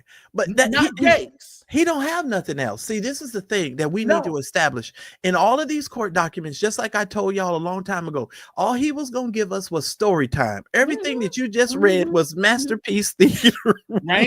Reading rainbow. Yes, it was. It really was. And I knew it. I scanned it when it came through. I scanned it and I said, here we go. Because I I'm just seeing some of the wording and some of the paragraphs. I was like, okay, they're gonna go there. But let's not forget the $6 million is what we're talking about. This case is so stupid, and what they are trying to do, and I want to speak specifically to the co-conspirators, and I want to speak to all of the people that are surrounding this case. You all are showing just how stupid you are. It is so laughable to the rest of the public and to anybody who has half of a brain what you all are trying to do. Yeah, it's so obvious. It's so laughable. Obvious. It's laughable. It's absolutely laughable. Yeah. And him getting on these story times. Oh, well, if you're going to do this, I need for you to allow me to go ahead and subpoena 6 other young people or 6 men who he allegedly had. No, sir. You're saying this stuff actually happened and you have not given us a shred of evidence to prove. Yeah. So why am I going to subpoena or allow you to subpoena 6 other people to bolster your claims that something happened to you when you haven't even established that this actually happened to you yet? Yeah. You've given no evidence about yourself. No evidence about yourself. And if you're saying, and then the thing it says, and more diabolical than and more explicit than what he experienced, still, we understand that there may be some people out there. But what does that have to do with you? With you. Right. That's my only question. Listen here, St. James. It is obvious to the average person. You know, you hear all of these other vloggers. Well, we know for a fact that he did this and that he paid them. And I said this off in another one of my videos. Listen, guys, if TD Jakes wrote anybody a check for anything, first of all, that's those people's case. That has nothing to do with this case. And and I'm hanging my hat on that. Yeah, yeah. You know, we try to be like more open-minded, but when we're presented with what we're presented with, to try to spin it another way is really stupid. Right. And Tasha Global makes a good point. And when Eddie Long had his accusers come forward, when the first set of accusers came forward, then the rest of them came forward, and there ended up being a total of like 5 accusers, including Satino Kemp. So where are these people? Why haven't they come out and started speaking? Why do we need to wait for them to be subpoenaed? You all been saying for over a year. Larry, Dr. Dingleberry said that they had been waiting in the wings way back since Manasseh. They're waiting to come forward. He saw the evidence. Yeah. So we all sat with tiptoe anticipation, and waiting for the evidence to be presented to us so we can say, Larry, you said it. Now we believe it now. Now, somebody said, where are my glasses? Am I looking bad without my glasses? I'm sorry, sir. I'm sorry, ma'am. Let me put it on. Let me tell you something. What amazes me also, too, as it relates to this, St. James, is the fact that Dr. Dingleberry, if he would have had any piece of this evidence just based on his past history and how he operates, he would have already put this information out. He would have had this information in Patreon. He would have already put this stuff out so that these people would know what was going on, and he would have lined this up. How in the world are we now on another year into 2025 waiting on TD Jakes's peach cobbler tongue picture? You know what I'm saying? We're waiting for this stuff a whole year later. It's disgusting. And it's say what William talked about, the peach cobbler and meeting the security guard who showed him the pictures and all. Say all that happened. Where's the security guard? Yeah, where's everybody? Just like all these things, you think you're going to subpoena them and they're going to come. They may show up. And I keep on saying, I don't recall. I don't recollect. I don't remember. Why are they going to come and get behind this guy? He better hope that none of them other people have experienced any SA as children or have children that have experienced, because nobody's getting behind you, sir. Well, here's the thing. Here's the thing that you say. You're absolutely right. But listen at this, St. James. You remember the last set of paperwork? He started talking about the apostle, the prelate of the Hugga Church. What's his name? Watkins. Remember, he bought Watkins in this. And you guys notice that he keeps adding little bits and pieces of information, further trying to further this idea and to me this defamation that he is doing. Now he's adding more situation to this now, saying, oh, there's more men and you need to let me be able to subpoena them. Well, sir, if he drags your butt into court, you're allowed to subpoena whoever you want to subpoena.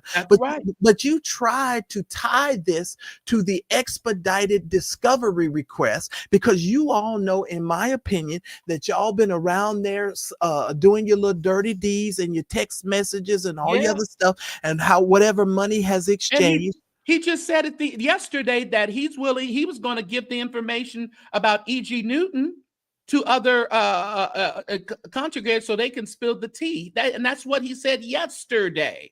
Yeah. And Lord have mercy. I mean, I mean, people have to be able to see this stuff for what it is. It is what it is. I am not moved. And there's nothing new that we've learned, St. James, that we didn't know before, except for just Dwayne. Imagine what this response is going to be, though. Oh, it's going to be epic. It's going to be epic. Oh, it's going to be epic. And I can't wait to read everything in that bathtub. If this response is just emotion, is anything compared to what this doggone real complaint is going to be. Listen, Jakes' lawyers, who I believe are very intelligent, are going to respond in such an epic fashion to this. that it's going to be hands down. And I can't wait to see what the judge says and does in this, because if the judge, they need to show also, I think, in their response, a progression of how Duane Youngblood keeps moving the pendulum and how the story keeps changing with each filing. With each filing, this story keeps changing, ladies and gentlemen.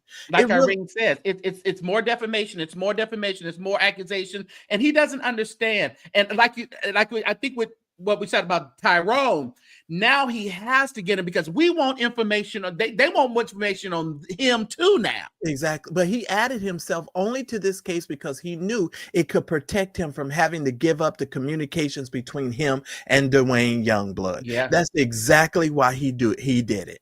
Yeah. And we know his history from, it's on the internet. We see that, he's been, almost sanctioned for some of the stuff that he's done in some of his previous cases. Yeah. And, where has he been? He said that he wasn't representing him. And Jake's lawyers put that in their response. Yeah. And they said, no, that's why I don't understand. And I'm sure they have documentation of him saying that. Yeah. And I can't believe if the judge lets this move forward with Duane Youngblood. They just need to haul his essaying ass into court. Excuse my French. It's unbelievable to me. But listen, but not, like I said, in my mind, when I was reading that, even before I read it and I scanned it, I kept on seeing the third parties, and it just told me that this is very important to do. Don't do no expedited discovery because the third parties. Because guess what? Ain't nothing to discover on Duane Youngblood.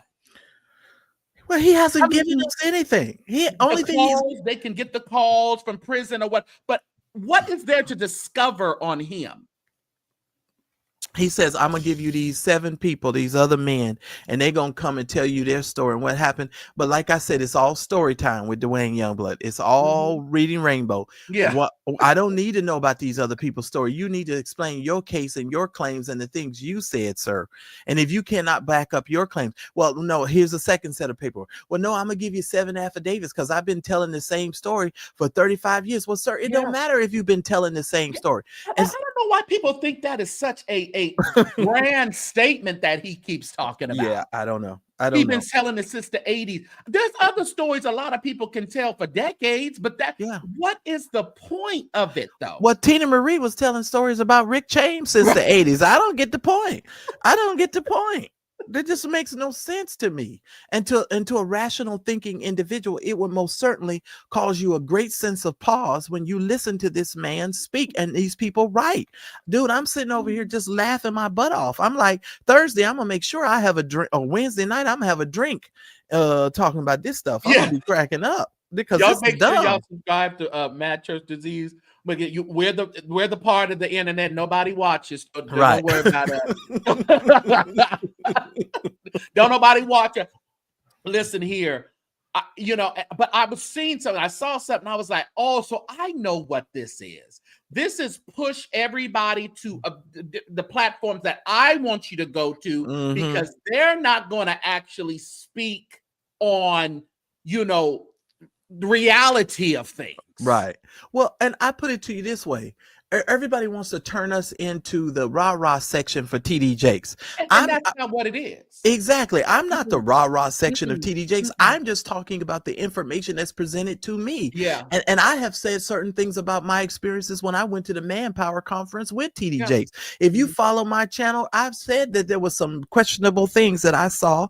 And I was like, there's some things that would send up a red flag. But my thing is this. I didn't come out here telling y'all, oh, I saw them do anything, or somebody tried to hug me or kiss me. Right. And I was a part of the Hugga Church, and that's why I call it the Hugga, because all they doing over there is Hugga and making up stories. This is dumb. And you didn't come out here and say that you had evidence of payolas off, and you didn't come out here and say that kind of stuff. Listen, don't say we're stupid and dumb because we're asking the questions as to, can you tell us or give us the information that you said was forthcoming, right? And it still hasn't come. Ladies and gentlemen, I want to officially say it on the St. James channel. We have not even gotten a freaking rabbit's foot in regards to this case. No. Nobody has given us a post-it note. We No. ain't seen a check. We haven't seen some kind of Twixie stick. We ain't seen nothing. Only thing we've seen is these people claiming all of this stuff, and we have seen nothing. Yeah. And we're not supposed, if we question it, we're against you. I'm not against anybody. I'm just telling you. Well, let me tell you this. I'm against Duane Youngblood and his co-conspirators with these bullshit ass lies. Now it's just kind of black and white with this here. Yeah. I am against that. You all must be thinking we're crazy, and we're not. I'm not against. I'm not against anybody. I don't have a personal stake in this. I'm just talking about the information as it presented, just like any other vlogger. You know what I'm saying? I'm just giving out the information as I see it. Yeah. And I'm gonna tell you right now, I don't have poop on the brain. I don't have poop on the peen. I ain't got none of that stuff to prevent me from being able to make it. You ain't got nothing. Yeah. I don't have nothing that will prevent me from thinking clearly and being able to see this situation for what it is, ladies. And we're gonna, like you said, we're gonna continue to see this. That response is gonna be filled with, I think, more salacious, defaming accusations that they're gonna have to speak to and maybe throw out or get. I don't know, but can they? I'm not in this. I ain't no attorney. Do they do a response to their? Yes, they can respond. Okay. Absolutely, of course they can, because you're telling us why it should not be allowed. And if I can show some legal precedent and some reasons as to why it can be allowed, I'm quite sure that they should be able to respond to this, because he made some more allegations inside of his response. Every time he sends something to the court, he's making more. And not only he's doing like he did from the first interview to the second interview. He's adding a little more yeast to it. First it was, just a hug. Then it was an aggressive hug or something to that. He always adds, and then the age was little questionable the second time. Right. Well, did you hear in the document, now that we're talking, he said that the meeting with TD Jakes was supposed to be for pastoral advice. Well, wait a minute, sir. Are you trying to tell us that at 18 years old, you had already become a pastor in TD Jakes? Because that, if you all read St. James, he said that in the paperwork. I know he did. That's what the response was. So they have fixed this thing to say it was pastoral advice. First of all, y'all went to eat some dinner. Right. And you brought him back home in your mama car. Right. And y'all sat down and had a conversation. First of all, that wasn't a relationship that you guys had. Right. And then you're going to have to, under oath, explain the fact that you said that this was pastoral advice at 18 years old. And then in your first response, you showed a picture of you singing with the choir and was trying to show everybody why everybody had the hots for you. And you was just the little hot ass running around. Boy, that Hugger Gugger church must have a lot of stuff going on over there. Oh, Jesus. Well, we've heard some stories now. Lord have mercy. Supposedly they was over there cutting up over there. Listen, but that's a lot of churches. That's right. Church. You can't even pinpoint at that one. I mean, that's a whole bunch of churches. And Sherman Watkins is 91 years old at this point. There's he gonna show up to court with a can of Play-Doh, and he gonna be sitting there playing with that Play-Doh, and y'all ain't gonna be able to get nothing out of him. He ain't gonna remember. Talk about he had a conversation with this mentor. Oh, the mentor ain't gonna remember a damn thing, baby. I'm just trying to give y'all tell y'all what's gonna happen. Ain't nobody remembering nothing to support Duane Youngblood. Oh, and I hate to bring this up, but I have to, because I'm not new to it. I'm true to it. When Dr. Dingleberry was being sued by E. Dewey Smith, the lawyer, E. Dewey Smith's lawyer asked Dr. Dingleberry a question about his education. And Dr. Dingleberry said that he got his doctorate degree and his master's degree all at the same time. He was getting his master's and his doctorate, and the lawyer stopped Dr. Dingleberry and tried to help him out and correct him. But if you read those documents, when it comes to being under oath and answering questions, Dr. Dingleberry fails every time. It becomes a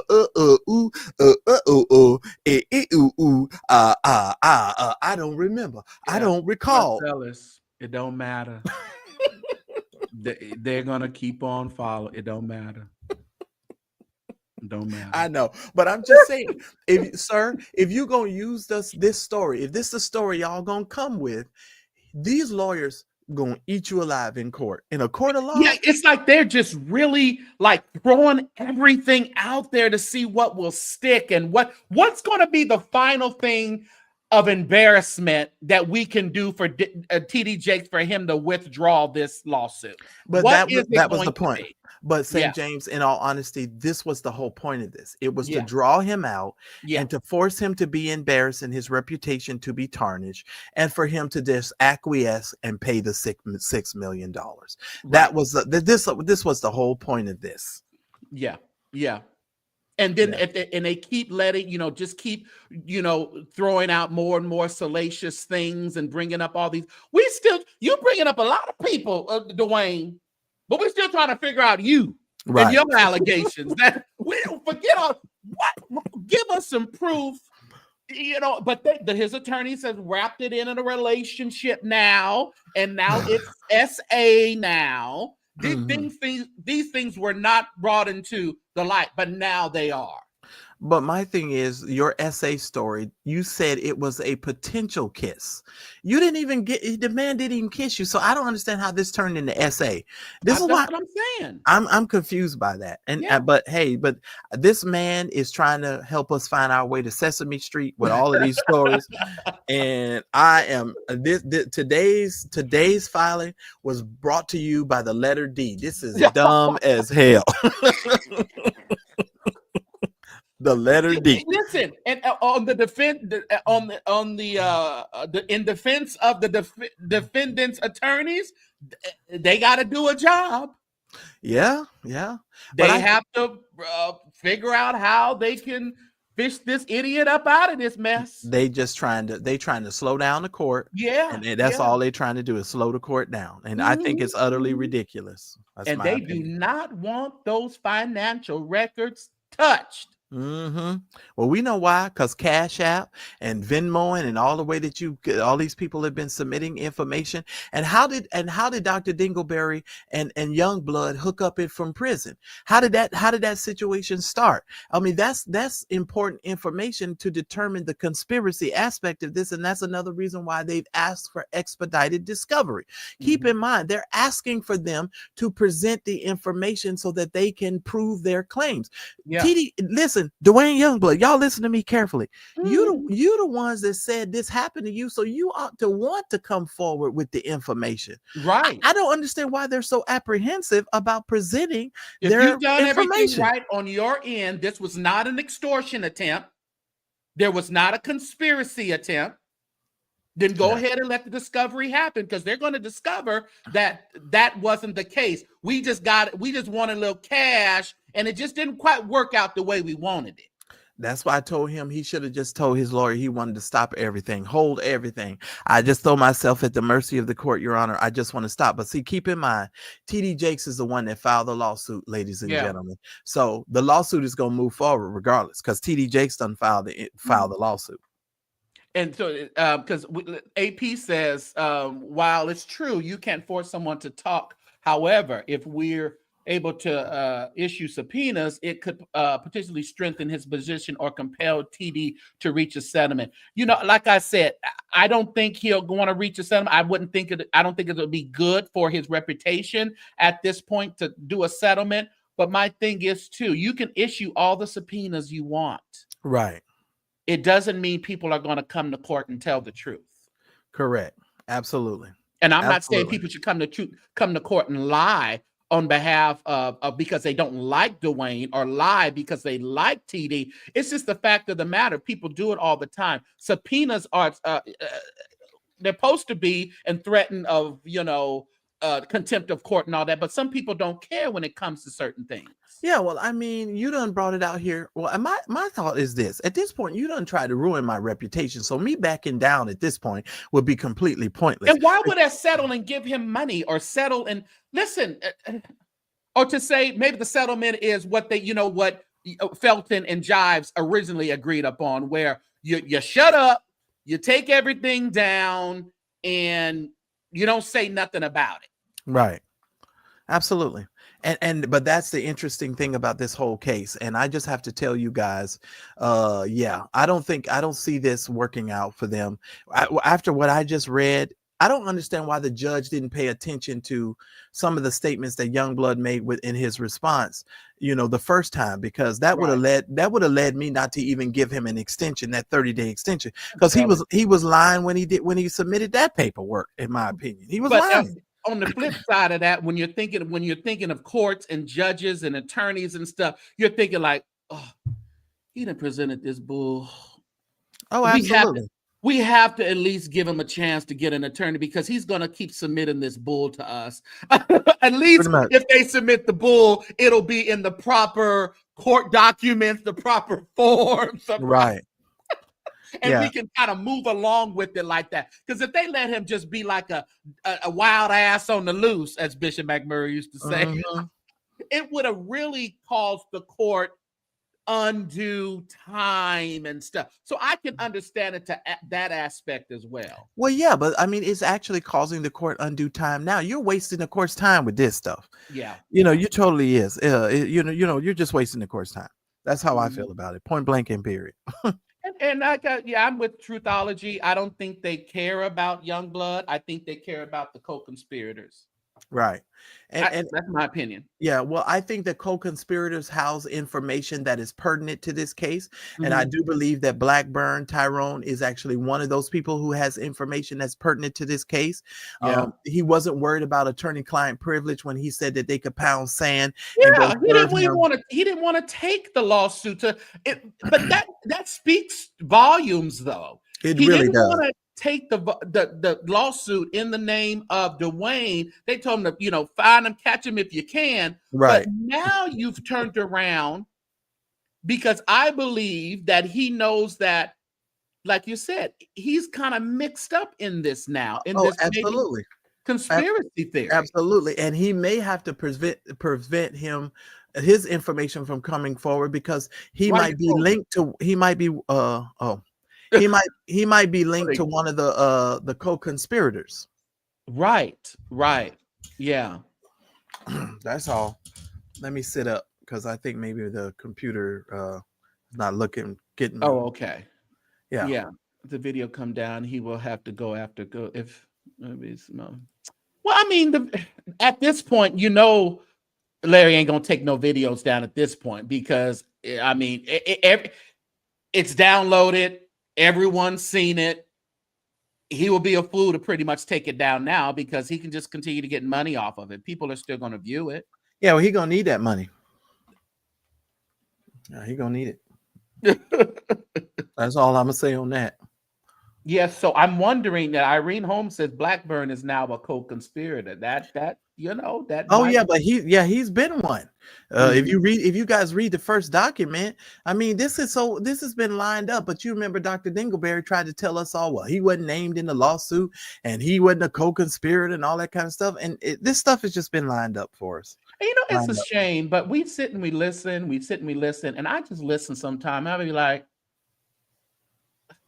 be quiet. Right.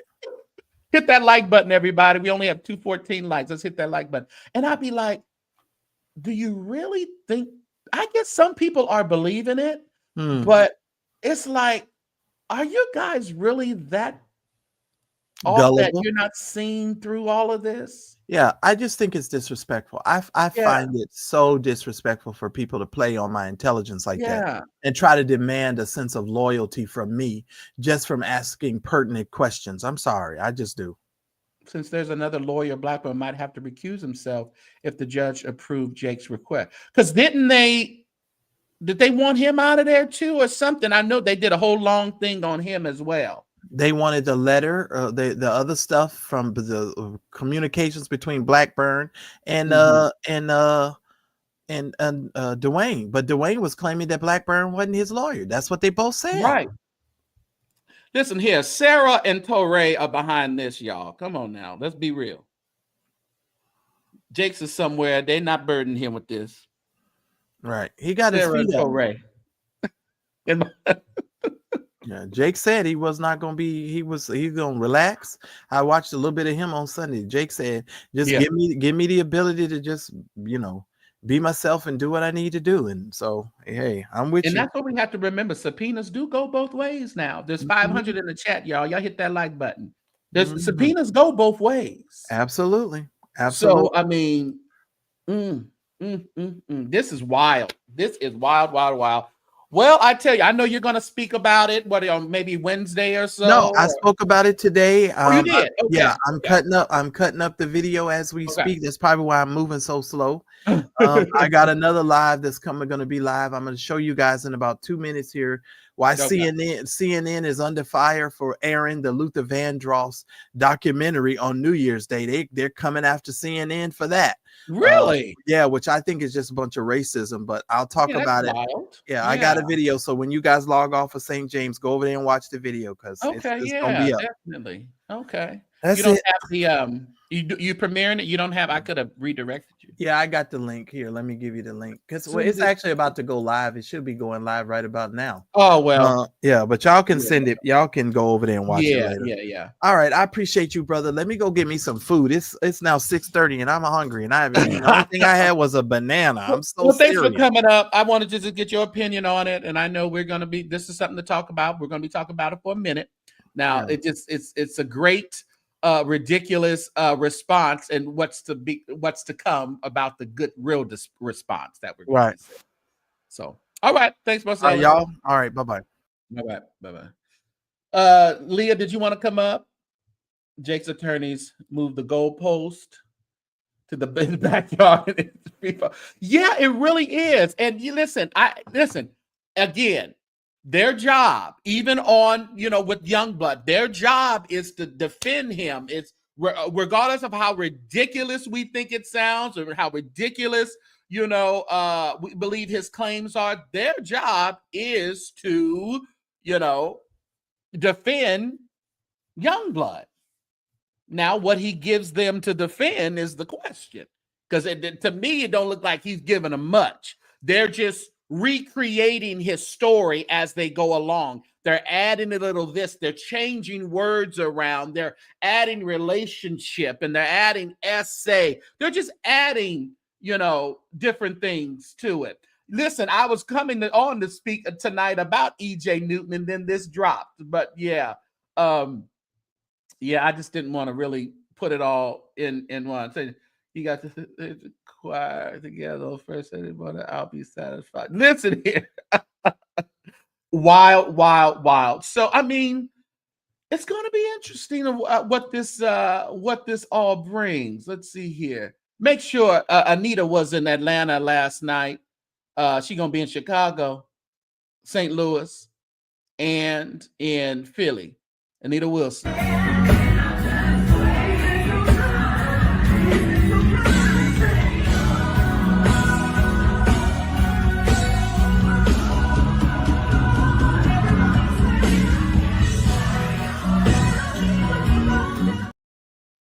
So make sure you go to citywinery.com to get your tickets. Meet me. St. James will be in St. Louis at the show. So I am ready. Got my plane ticket, got my ticket, got my this, got my that. I am ready to go to St. Louis. Hopefully it's not snowing. I know it's been snowing there.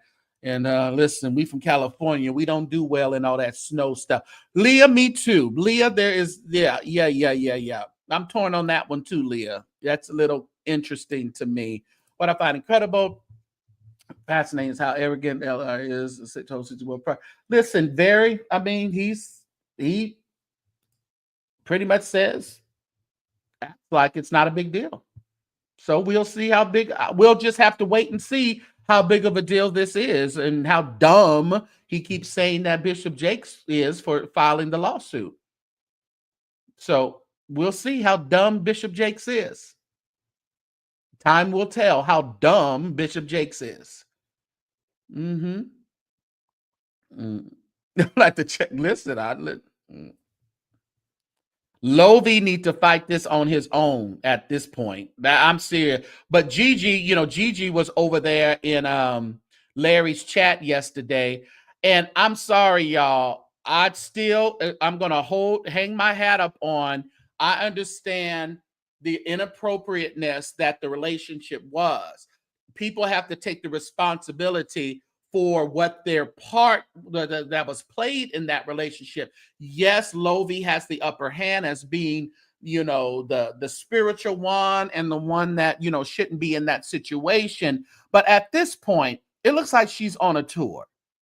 She's clickbaiting. She's talking about, I got a 3, I got a 4, I got a 5, I got a 6. Y'all ain't seen it. Y'all ain't seen it. Y'all ain't seen what I got. We know what you have. You probably have more text messages. You went on trips with him. You still talk to him when he was married. We know it all. But at this point, I still say right now, she's on a tour to give herself some notoriety and some visibility. After he called her mental. Who called who mental? Isn't Jason a long millionaire? Yes, he is. Yes, he is. You said, Sean Renee said Bishop Jakes didn't come this far because he's stupid. Not at all. Very calculated. And you don't quite understand, because it was told to me after another blogger was sued, and that pastor got so many pastors backing him and saying, go for it. We don't like what that blogger, did to other churches or said about other churches. Listen, people have their opinion on bloggers, and it's not that we're all out here lying, but Larry said, most of what you hear, he said that last night was not true according to some stuff. He called her mental. See, I'm not going to go there. Now, I'm not going to I don't think she's mental. I just think she's a lady who got wrapped in a relationship, an unhealthy relationship. And we know what happens. Sometimes it ain't about being mental, because we can call some people mental around here, but it's just about being in love and then being scorned. I still say she's a woman scorned. She thought she was the one that was supposed to get the golden goose. No, I don't think she's mental, because I think she knows what she's doing. Now, she's using all this for her advantage. And I'm not saying she's wrong. I'm not saying she's right about it. But I'm saying I believe she's using it now all for her advantage to boost her, whatever she has coming up the pike, as in business-wise, or maybe she feels the money that he promised her she didn't get, and now she's out to get some clicks and views and some kind of repercussions for it. I don't know. Yeah. Oh yeah, I know they called you mental too, Tarsha. I know. That's okay. Let people call you what they want to call you. Last night, EJ Newton said that Lovie and Larry were lovers. And if you're not lovers, you just let people talk. You don't make a difference if you're not. If they call you. But it's obvious. I mean, I ain't gonna say it's obvious, but I don't know. At this point, though, I don't know if Larry coming out in defense of Lovie is even beneficial to Lovie. He still has his following, and the people who didn't like Lovie are still not going to like him. So it doesn't make a difference. And you said the EJ story is to distract from Lovie. I believe that there is a lot of ping-ponging going, and I don't know who's working to, make sure that they got in that church on Sunday at EJ's, but that could be a little retaliation as well, because Lovie did accuse, according to the text messages that Gigi showed, that EJ is behind this, isn't he? He asked her. He accused EJ of being behind her coming out against him. So yeah, I know. Gigi should talk until she good and done. Just understand that folks will. Yeah.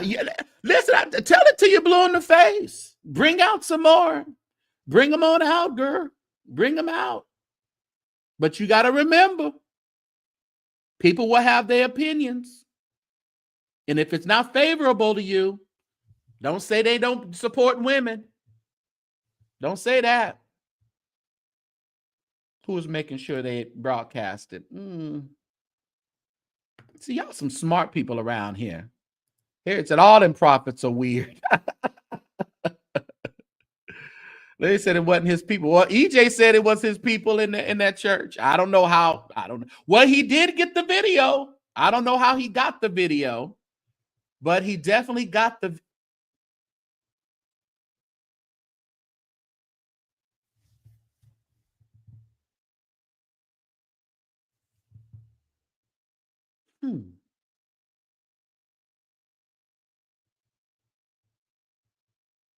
Something just hit me.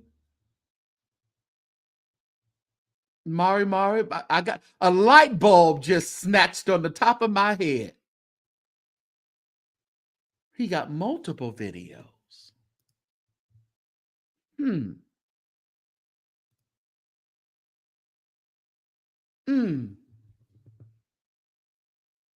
No, I'm just thinking, Inspire. Yeah, things that make you go, The first Sunday back after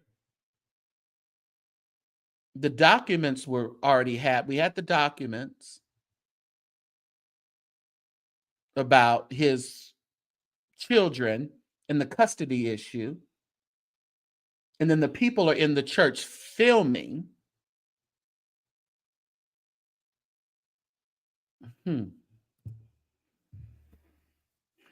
It's quite interesting. It's a coincidence, I guess. I don't know.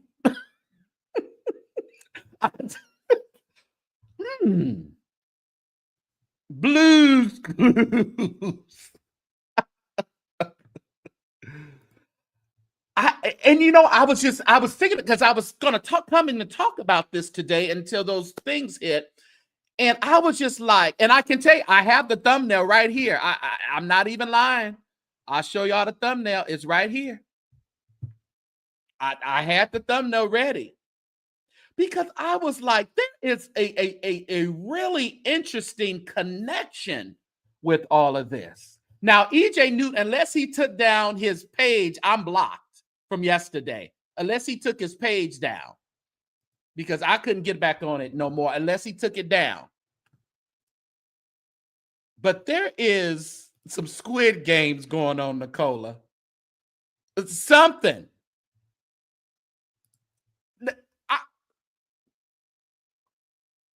Courtney, I don't know. But it just was really interesting to me.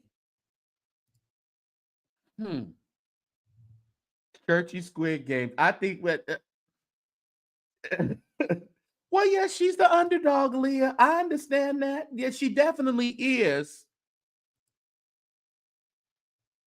And but whether you come out for right or wrong, like you said about the subpoenas, somebody said it's both ways.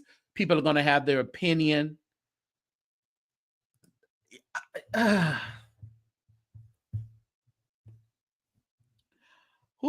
spirit is vexed now. What's up, Ray?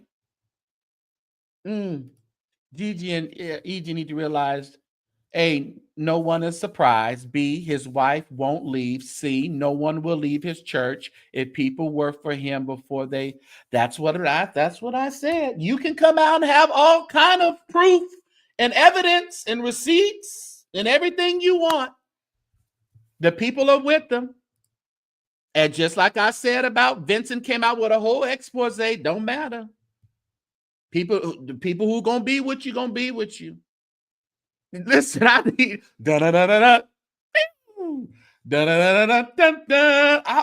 something. April say because it's falling apart. The tricky, hot, horny mess. Oh, D-Rock, I'm just saying, it just looks so iffy to me now that I'm thinking about it.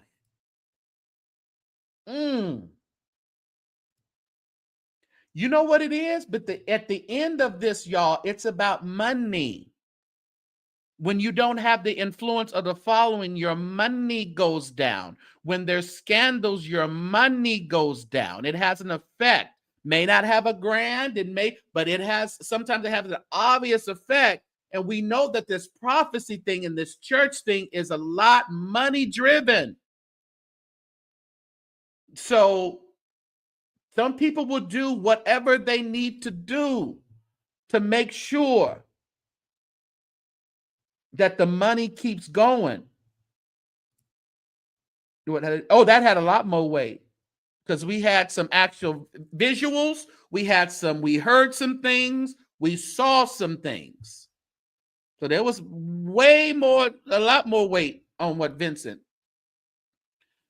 Oh, yeah, you got a red ball the live back, Ephesians 5:11. Thank you for joining. Oh, my God. Yeah, it had way more weight, way more.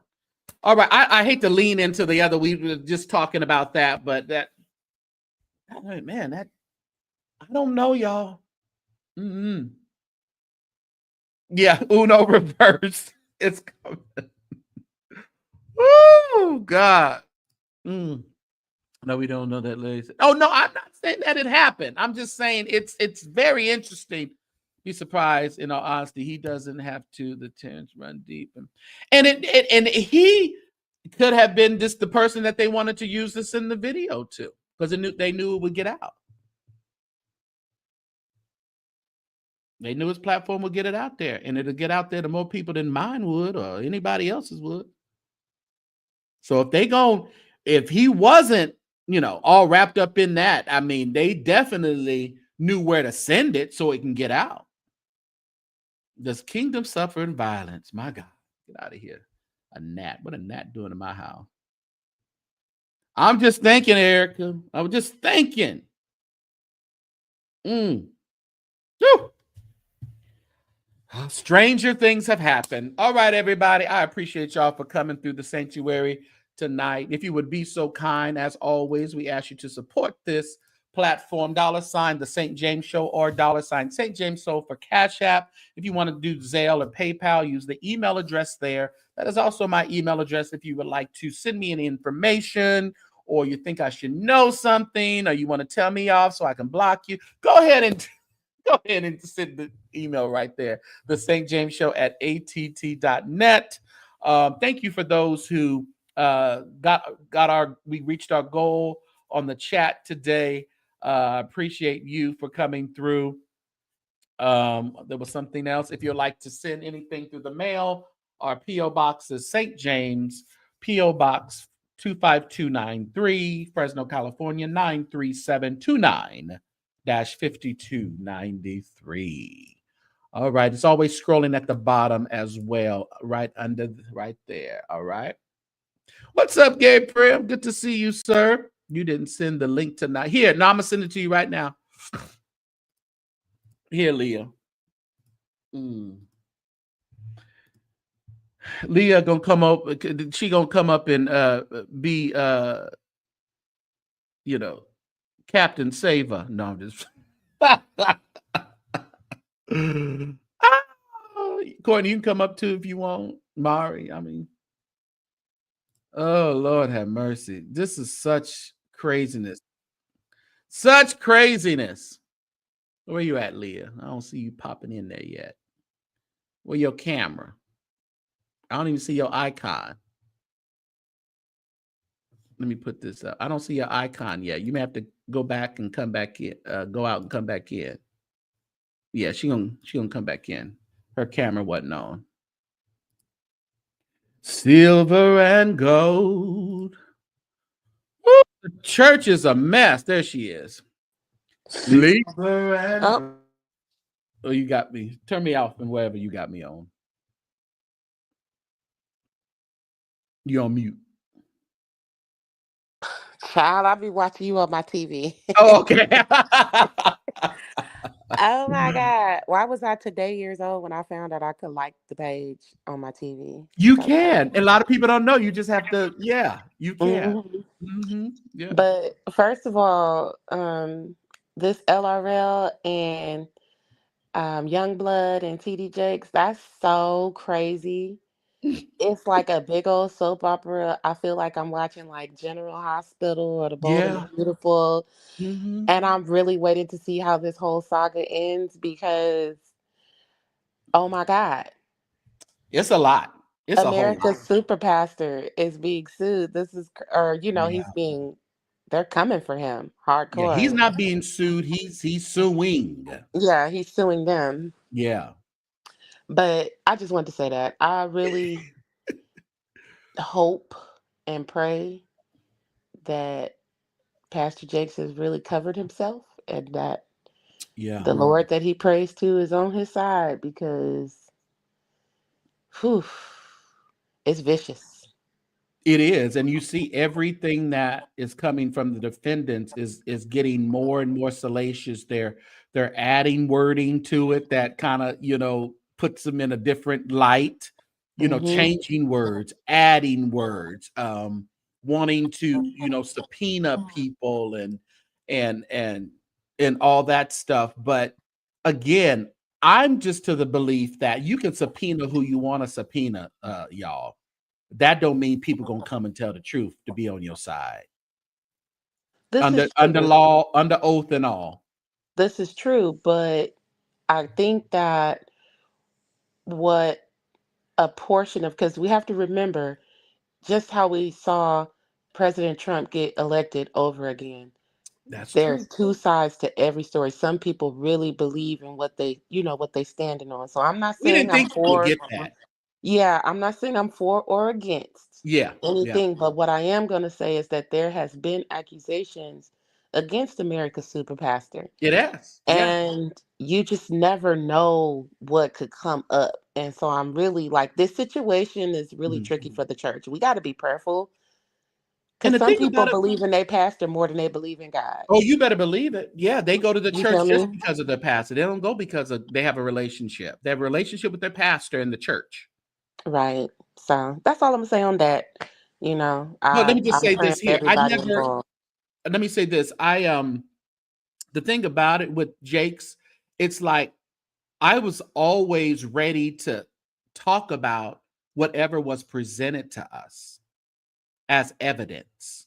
We've heard a lot of, we have pastors in our city, we've heard stuff, Lee, heard. But if it doesn't come to fruition and doesn't actually give us some stern something to talk about, all it is an accusation and a rumor. And we've heard that about Jake's, yeah, over the years. And it probably more than likely some of it is true. But if we can't give anybody the benefit of doubt and just saying we're not going to just run off of rumors and assumptions, we're going to wait for you to produce some actual evidence. It just serves, anybody in that predicament a disservice just going with the people that are accusing. Sure. And I agree with you.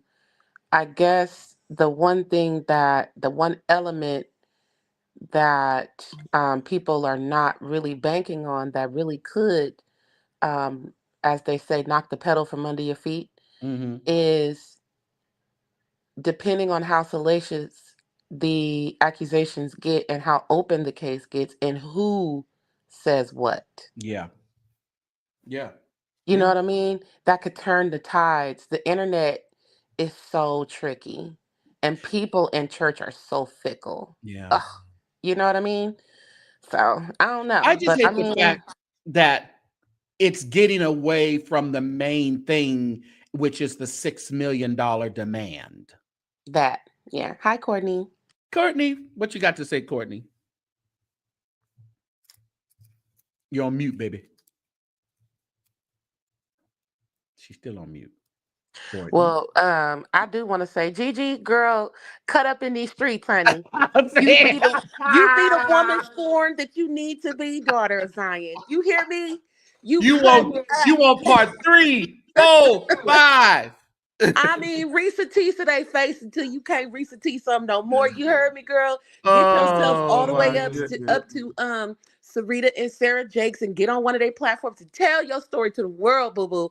Don't let nobody shut you up. You be like the blind man by the pool of Bethesda. And when they tell them to shut up, you say. Okay, you go ahead and give her that advice if you want to. You go ahead. Courtney, you dropped down, babe. I don't think your stuff is working. Come out and go out and come back in. Oh, Leah done dropped out too. They all done dropped. They done left me. The ladies left me. What's up? Promises manifested. The link is pinned at the. I believe. Did I pin it? I'll pin it. I'll read. Yeah. Courtney and Leah. The link is. Oh, there they go. Here they come. Courtney, Okay, can you hear me? we can hear you. Leah. Sorry, my disrespectful children calling. Yeah, Okay, you go tell them, ahead. baby, and you get yourself on a beautiful platform and you win, honey. I understand. People don't understand, baby. You thought you was gonna be the one, honey. He sold you that dream, and you bought that dream hook, line, and sinker. You moved across the United States to be with that old shuck jive With no person. ring.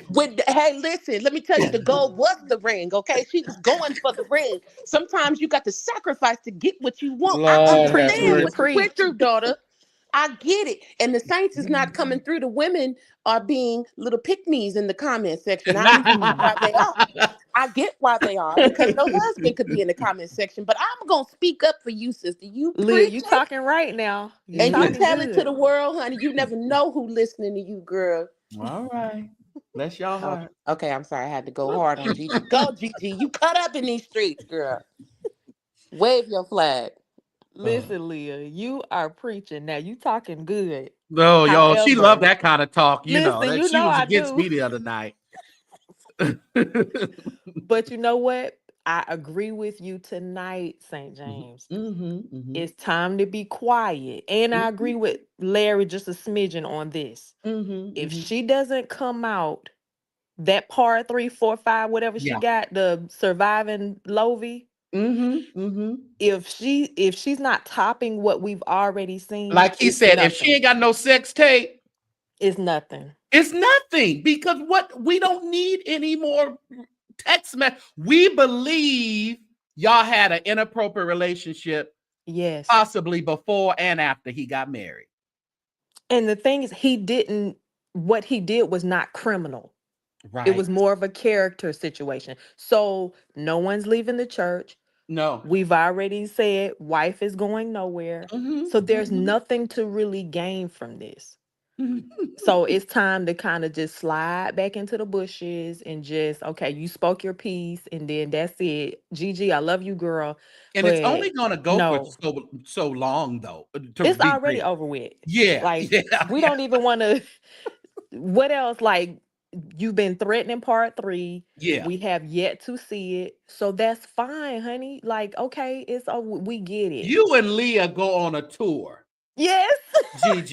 Gigi and Leah gonna go on a tour. Oh, They I gonna rip definitely. all the men asunder. They I letting Yes. will. their I will guts just. introduce her. No, no, no. I'm You not gonna going to rip introduce her? anybody.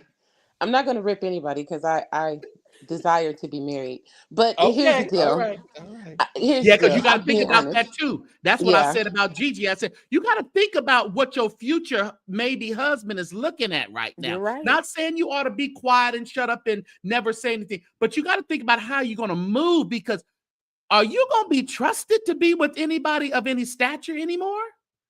This is very valid. I agree with you. I don't listen now. Y'all gonna stop playing in this girl face, this woman's face. Now she was. See, I got to say this because the Mm-hmm. Lord got me in a position, a posture of worship right now. So I got to say this with all the respect. Let it out. But baby, if you have not had your middle part of your soul penetrated, then you probably will not understand what she's going through. Mm-hmm. Right. It is not easy to Mhm. replace what she's had. You're There right. is no way that someone with the size of a baby shrimp could get you to move all the way across the United States. I know that's right. I know Let that's me tell right. you what I know what I'm talking about now. Baby girl got a taste of what the devil Mm-hmm. had for her. Todd And it playing But was Todd good. Leah, set up. And it but Mm-hmm. was Leah, good I to her think, soul. but Leah, I think she moved before they had According an to what she's experience. saying, that's what, yeah, before they actually, because there was only Yeah. one situation where maybe somebody gave somebody head or something, but they didn't Hmm. actually, well, I think later on down the line they did. yeah. Her Mm, receipts show a constant communication and a Hmm. relationship building Right. effect. And it shows that there was potential for something more than what he was actually going to give her. mhm, Yes. Where he decided to change up on her, we'll never know. And Hmm. mhm. where she missed the red flag, we'll never know. But all I'm saying is, while I respect what y'all saying and I agree, at some point you do have to wave the white flag and just say it's not worth it. But Hmm. I get it. And we can't tell you how to grieve. That's a grieving Mhm. Hmm. process. Y'all trying to make it seem like That's dropping good, men Leah. left and right is something that you just, oh no, baby. Everybody ain't strong like you. That's Some But you know good. people what? But like you some said, people Leah, don't get it that good all the time. And when they finally get a taste of what they really yeah. desire in life, That's right. you have to grieve that whole process. So, daughter Zion, do what you must. But the thing about it, like you said, you can grieve and you can grieve in public or private. But if you choose public, people are going to have some strong opinions on your Hmm. grieving process. Yeah, for sure. Just as strong as your opinion is on what has happened to you, is how strong some people will have an Oh, opinion I'm on it. being Very invaded by true. the females. Hey, Murray. Yes. Come on. Yes. Now, where was y'all at the other night It's when I good and needed pretty Right. up you? here. It's Well, good I and Look, could only pretty. put one on the other night. I was on vertical. oh yeah, well, and then I'd be hopping in and out of different lives and stuff with some friends. But I'm here for what do they say? Not for a long, quick for a long time, not for a long time, whatever Mhm. that saying is. I'm here for a short time, not a long time. But so for me, like in terms of people being like, oh, it could have been AI, it could have been this. First of all, I've talked to plenty of Africans. My fiance happens to be African. That broken Mhm. English was all him. That Yeah. I mean, Mm. that was all him. Those are his Hmm. Well, words. yeah, yeah, no, no. Yes, that like And I it think like we were kind of being jovial about it, and we were saying the yeah. possibility. But I mean, I don't. I believe they were him. Yeah, They they were 100% him. And as profit aside, Africans are slick talkers. They're all gonna come out here with the love bombing. You know that I love you and everything that he said. Now That's I why will we have this say, thing about Nigerian scammers because they're able to do it with a certain, you know, tact and certain. That's what they yeah, have. but To do. I will say I don't I don't get what Gigi stands to gain from it other than publicity and to maybe bag a profit. And that because for me, They're in Ooh, probably my running from what Charmaine said. She had another prophet on her page. What do you mean she had another prophet on her page? Go ahead, y'all. that's I'll go investigate. yeah, that's what I'm saying. I feel like because she's a beautiful girl, she's out in LA, she maybe likes the LA lifestyle and Didn't doesn't she move want back? to Somebody said go back. did she move Did back? she actually move back? I I don't feel know. like saying she said she moved back. Oh, I thought she Because said remember that she her. was trying not to move back, but mm, she had I thought that the way she was explaining the story, she was just saying like, things aren't going as I planned, and she was going to move back, and that's when he gave her that first little bit of money. That's what I thought I heard, but I could have mm, flip flopped it. I don't know. Okay. mhm. I could have Um, sworn I heard her Um, say she moved back because her business had flopped in LA and she was saying, it's too much. But But it she's put it not like doing this this. for any type of other gain other than to grieve, right, Leah? absolutely not. Get the bag. Well, so I Absolutely know not. for Write the me, book. One second, Mom. I'm gonna let you go. I'm gonna let you cook because I want to hear what you got to say. But write the book, Write the please. vision and make it Put plain. out the book. Put out the journals. Mm. If you can put out some candles that are woman scorned candles. I mean, like make a whole brand out of it. No, We girl, Yeah, listen to please, Kitty no. because Cole. We Don't do listen to that. Summer Walker. We listen to Mary J. Blige. We support Black community will fake on you, Gigi. Don't let these people out here play you. You have an audience. I'm trying to tell you. Now, oh no, Leah, she 100% has an audience. Oh Look, yeah. look, I've been there. I know what. Shoot, looking like, wait a minute, but you had a whole fiance. You just got married. The reason for me why I can't say that she's completely innocent in all this is because, as one person said, Maggie was in the forefront the whole time with the church. mm-hmm, How did she not see the relationship of him and Lovey prior to marriage and also after they got, well, clearly she saw it after they got married, but how did She she not saw it. see She that saw it. relationship? mm-hmm. Like, I mean, were you blinded by the ticket price or by the tickets? Because don't get me wrong, I'm gonna take a trip. Listen, And just like, like we were saying, she took pictures, she documented everything, but I can't say that she purposely set it up because she knew she wasn't going to be picked. Because had he picked her, then it would have been her fairy tale romance and we would have still seen the same messages. Minus the I wish I picked the wrong one messages. Had she been picked, it would have been from this day he knew that I was his wife. We took this trip together. We're getting pedicured. So I do feel like she was documenting her relationship, mm-hmm. but it just so happened to turn out the way she did not want it to. So it ended up being like, oh no, this prophet played me. I got the receipts. I got the receipts. But if he had picked her, it's her fairy tale romance, and she got the day one story tale book for their children. Yeah. Let me I say this. mean, I agree, but I kind of disagree with that. I feel like they started off, I think that she was purely innocent and it started getting tricky and she Mm-hmm. started to have to make difficult Leah, are decisions. you on a gummy right now? Oh, I'm sorry. Am I covering my phone? I'm No, sorry.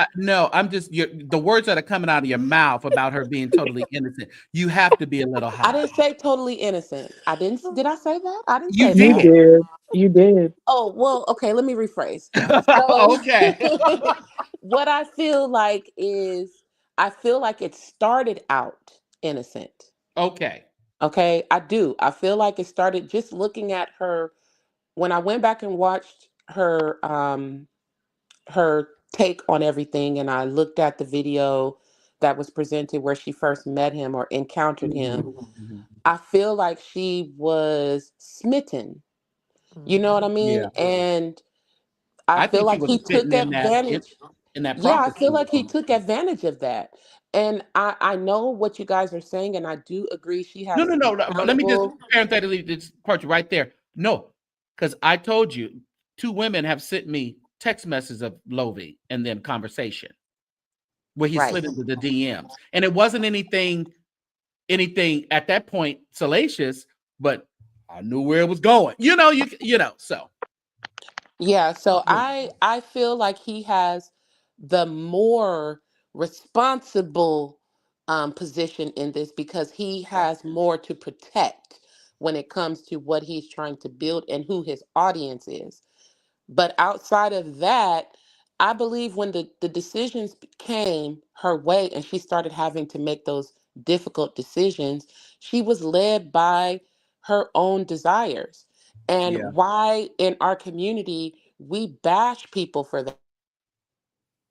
Yeah, well, I mean, for I me, I don't agree. put too much on their first interaction. Like him giving her the prophecy, I mean, it wasn't that deep. I mean, we've all had past That was traumas vague. from our, No, yeah. St. James said she had googly eyes and she I Well, was smitten okay. believe she immediately. had her googly eyes on that prophecy. She, She was you ready. know how people have their like smitten, like she said.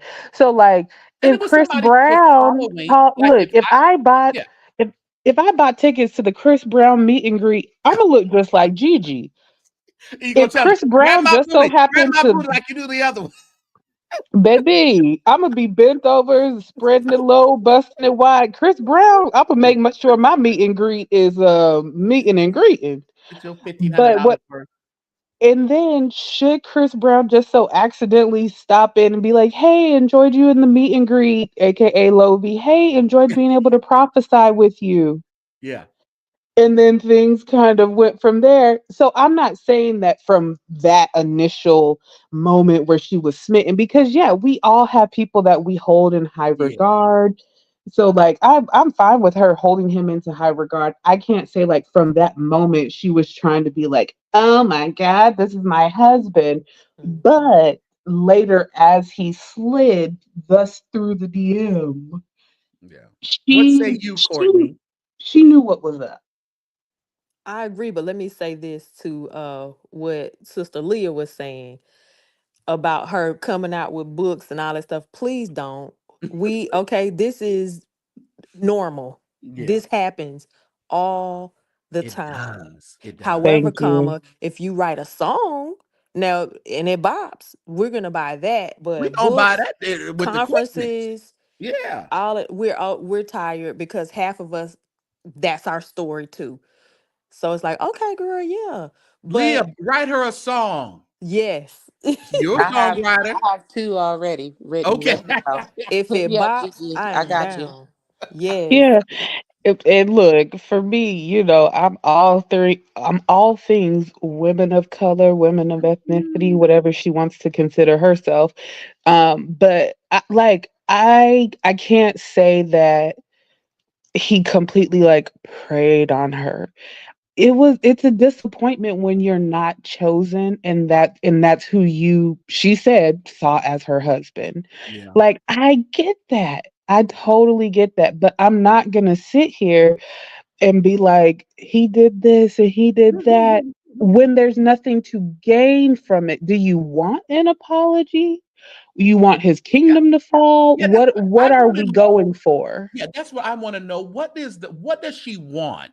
Does she really want to kind of destroy his ministry so no one else will be so-called manipulated by witchcraft and manipulation that she says he participates in?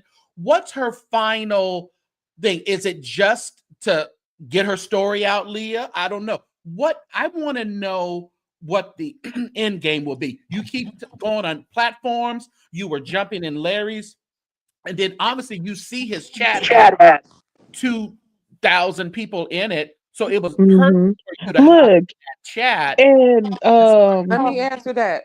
Go She ahead. want to Vincent burn said it he would hook down. her up. That's what she wants. She wants to burn it down. But She that's the pissed. thing. She look, I'm with Vincent when he says she did it all wrong. Vincent She said did. he could have helped her set up that thing something real nice like it. I Yeah. believe him. I believe that. At this point, I don't think she's able to do it because she showed all her hands too fast, and they're already set in place as to different things he can do to kind of throw people off the scent.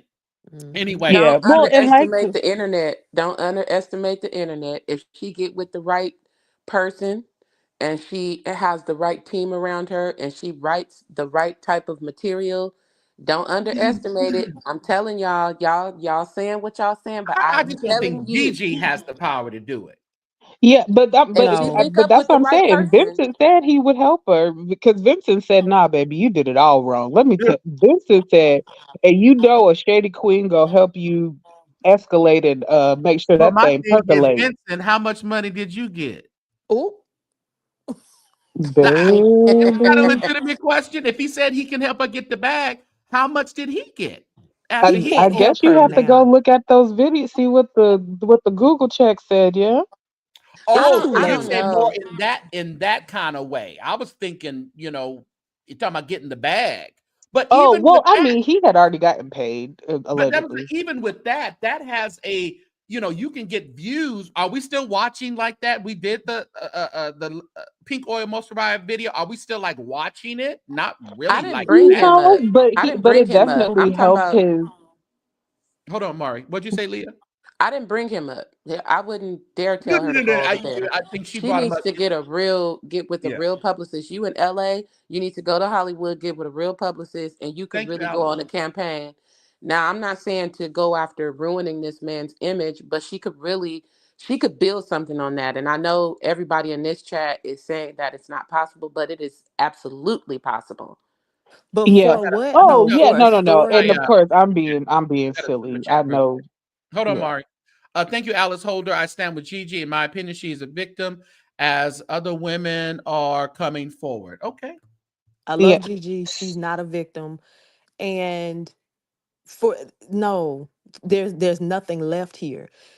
If Vincent was going to help her, she should have done it early on before she produced every last receipt that she has now. She, like St. James said, she has shown her hand. It's over with. This is the church girl story. This is nothing new. It happens. So As a matter of fact, it's happening right now. Yeah. and my thing is, I think that if anything, the approach that she should have came with, instead of saying, I thought this man was going to be my husband, these are the receipts of how much he loved me. If the part that truly hurt you was your pictures being sent around, focus on that, Yeah. because it could be, I mean, it's not necessarily revenge porn. Is there another, or But corn? then Larry asked her But like, yesterday when she mentioned that in his chat. He asked her, "Well, where's do you have the proof that?" She said, "Well, I was the only but one. she I did, only because sent him she. to him." But that's not, you know what I'm saying? And But I'm I am thought I that saying one of her pictures was like, it was a picture of someone's phone covered, but like she put the little emoji over it. And I thought that one of the pictures was them saying, "Is this you?" So Yes. and show that's that, but that's true. But what Yes. I'm saying is she said that the only person she sent it to was Lovie. We understand that, and that's probably true. But just saying that he sent it out, you still have to have somebody confirm that and say, yes, he sent it to me. They showed her that and said, was this you? But that still doesn't give 100% proof that he sent it out. He can easily say, right. I got hacked. People do that mess all the time. Right. And I mean, and and like uh LRL and then was saying, like, any given time someone on his team could be holding his phone and this, that, and the other, blah, blah, blah. Right, right. But yeah, and I'm just like, See? because my thing, if that was the ultimate point of betrayal that made you come out, that is what you stand on, and Mhm. that is what you break down for us bullet by bullet. Don't give us so much of the emotional, spiritual part of it. Like, I have to clear my slate. What is she's repenting and doing all this. No, you're pissed off because he sent you around to some people, and prove that. Just stand on And that. you know what? And that's understandable. I don't blame her to being pissed off.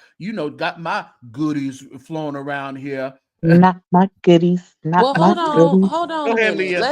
Let's back this up. I guess I'm Mhm. gonna stand in opposition against three. But Sure. it's okay because I feel All y'all. right. This is one of those two truths at one time thing. So this is not Hmm. coming from a combative Yeah. position. But Yeah, what yeah. I want to say that that's the problem. That is the problem. I literally just dealt with the con man in our community. She Hmm. dealt with the con man in our community. Hmm. Where are the checks and balances? This is ridiculous that so many women and men can come out and say that they have been essayed by pastors, manipulated by pastors. Hmm. I sang at an event. I rarely talk about this, but because it's disgusting. But I sang at an event, and I was actually really going through some very, very deep issues that I had. I went to the altar for prayer because the altar is supposed to be for everybody. That's why I don't go no more. I don't go to the altar unless I'm at my home church. Ever. I Hmm. never go to the altar. I don't want you putting your hands on me. Mm-mm. But I went to the altar for prayer because at the time, I was a little younger at the time, but I needed prayer. Do you know this man prayed for me? The mother's board, like it was really dope. It was a smaller church, but it was a lot of people there. After everything was over, this fool come handing me his hotel room key card with the number of his hotel room on the back. Mm. I was completely Look at God. Hmm. just uh, Not look at God. Same thing. Go ahead. Go ahead. I can't stand I you. was thrown But I was through. I But you could know, not believe it. and that's craziness. But I'm gonna go with Nola Girl a little bit. Just on this particular story, though, Leah, people break up all the time. Mm-hmm. This is This not a girl, people breakup story. She didn't meet this nigga at the corner store. We she, talking about a but my prophet. thing is, you're right, and I Quit understand the playing. aspect of the preacher and having the spiritual aspect on it, which she alludes to more of like spiritual manipulation. But still, I think we cover that up sometimes just because we're comfortable as to how the relationship we're in to make. But when it breaks up and doesn't go the way we wanted it to go, then we have the extra when it's a pastor, prophet, spiritual leader to say it was spiritual manipulation now. Yeah, well, that, and then I mean, she briefly throws in that she had her discernment that something was off, and I'm just Yeah. like, well, yeah, considering the fact that he basically told you he knows that your family makes poor decisions, or the women in your family make You poor done told them decisions, everything. You done told the prophet everything. right? Everybody's not Everything churched to him. like you. Everybody's not churched like you, Nola. Yeah. I again, all respect, but I'm standing up for these people because everybody does not understand. Luckily, that happened to me when I was in my 20s. So in Mm-hmm. my 40s, I don't fall for the okey doke, like I used to. But this is a young woman. I don't know. For me, I feel like these people should be held accountable. He misrepresented what he stands for, and he is yet walking around unscathed, not held accountable. Nobody's going to do anything to him. And people like that know that they can get away with it. And it's not like she was the only one. He talking to multiple females. And Yes. he Oh, still yeah, continued. Yes, she has to be accountable, but she's the single female. He's the one with the purpose on his life. He's the one Yes. with the God mantle. And then he right. turned around and got married and continued to talk to her. Hold on. Where Leah, is I that think accountability at? Let me I speak think to you this, are and I want to hear from absolutely. Courtney. I'm sorry. Go No, ahead. just real quick. So they said, so St. James, you don't think she proved spiritual manipulation? No, no, no. I think it was there because it's of who he is. It was definitely there. He definitely used a little level of spiritual manipulation. Even, I believe, even in the pre-prophecy he gave her. He's seen her. He said, this is my type. She's just my type. She's just my type. And before he ended that prayer, he knew he was going to hit that DM. Absolutely. Go ahead, He Courtney. knew it. Let me say this. So, Leah, I agree with you. Okay. I'm in complete agreement with you as it pertains to these men should be held accountable. But the reality of it is, this has been happening for so long that what can we do? Story after story after story comes out and nothing happens. The men of God, some of the men of God continue to do the same thing. It's a character flaw, and it's normally praised behind the scenes by their mentor or someone that they look up to. This is the Or standard. I've seen it all my life. that. So what I'm saying, so what I'm saying to that, and I said this the other night, Gigi cannot, I know she may want to dismantle the system, but the reality of it is, and I'm not trying to be super deep, it will take nobody but God. Mm-hmm. She cannot do this with those receipts. That's great. That's perfect. I get it. But no, that's an ancient system we're talking about. Well, and that's the thing. We have talked about it, look, time after time on this platform with, like, the SA victims and everything like that. All we do is sit up here as YouTubers and content creators and people who hop on the panel. We always talk about the headline, but who is actually advocating for the victims behind the scenes? Who is going to start checking these people? We talked about it back when, all the Youngblood stuff came But who's out. checking the checkers, like Courtney says? Who's checking because the spiritual fathers are raising the spiritual sons? Well, clearly the You know, spiritual fathers are not the ones that need to be doing the checking. no, I no. mean, It, but it, it, yeah, it's like, it's a beast that we can talk about and we can continue to talk about. those hotel cards are going to unfortunately be keys are going to be continued to be passed out. It has to be, and don't kill me, y'all, but don't you think it has to be a level of, like Leah said, I ain't going to that room. Yes. Yes. It has to be a level where you say, that ain't right. I don't care who you are. I don't care how anointed you are. I don't care, how good you look. And do we just continue to say, she's weak, she's young, or she said, what is the deal where we say, listen, homegirl, that is not the thing to do. Do not make that decision to have a relationship or go with that particular guy. But I think that's where they get into the whole they're being preyed upon, is because they know who to target. And in that case, he knew exactly every single thing to hit her, like every weak spot. He knew exactly what to say to her. It's like someone who wants a piece of chocolate. Yeah. You know that chocolate is going to make them cave. So I got a little bit of chocolate, but just a little bit of chocolate, but you don't have to, like, Yeah. you could just have a little bit in moderation. Just in moderation. Until that one little moderation said, oh, I never had it like that, no chocolate like that in my Exactly, life. Craig. You hit the nail on the head. Cause see, you can't say that because every No. woman is different, and every Mm-hmm. woman again is not Yeah. getting. They're not getting pipes. They are getting No. shrimps. They are not getting men that are emotionally Yeah. manipulative and emotionally intelligent. A lot of Yeah. women don't encounter these type of men. So I'm doing what I'm supposed to do in my community. I do hold conferences and I do mentor and I do talk to young women. And that's verified. But Mm-hmm. Mhm. we need to educate our young men and women because I have a lot of Yes. friends Yeah. who refuse to sing in the choir now, male friends, because Mhm. every time they go somewhere, the pastors be trying to call them in the back for meetings. Yep. And it's Mm. like this is out of hand.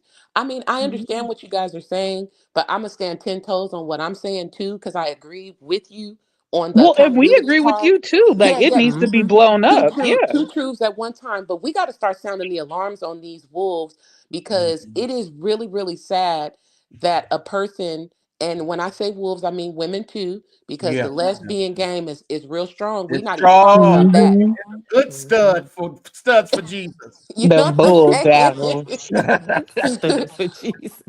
but I'm just saying, like, we need to, if even if it's just your children, have the conversation with them and let them know, don't think that you're tainting anything. Let them know that when a preacher walks up to you and put their hands on your shoulder, if it feel Mhm. uncomfortable, get out of there. If they Yeah. say Yes. something to you, get out of there. Don't just let Yes. anybody walk up on you and do whatever they want to do to you. There is a certain space that they are not allowed to get in. It doesn't matter if it is the reverend, and you can come get me and we'll Yeah. roll up on that fool. Yeah. But Yeah. we're Because not telling our because children that. We're not but telling Yeah. our children to protect themselves. You know, if it's the elder, you just say yes, ma'am, and yes, sir. This ain't the slavery days no more. Yeah. These no, fools is out of control. you are absolutely right, because Yes. I definitely know that the only reason why I can have these conversations is because of who raised me.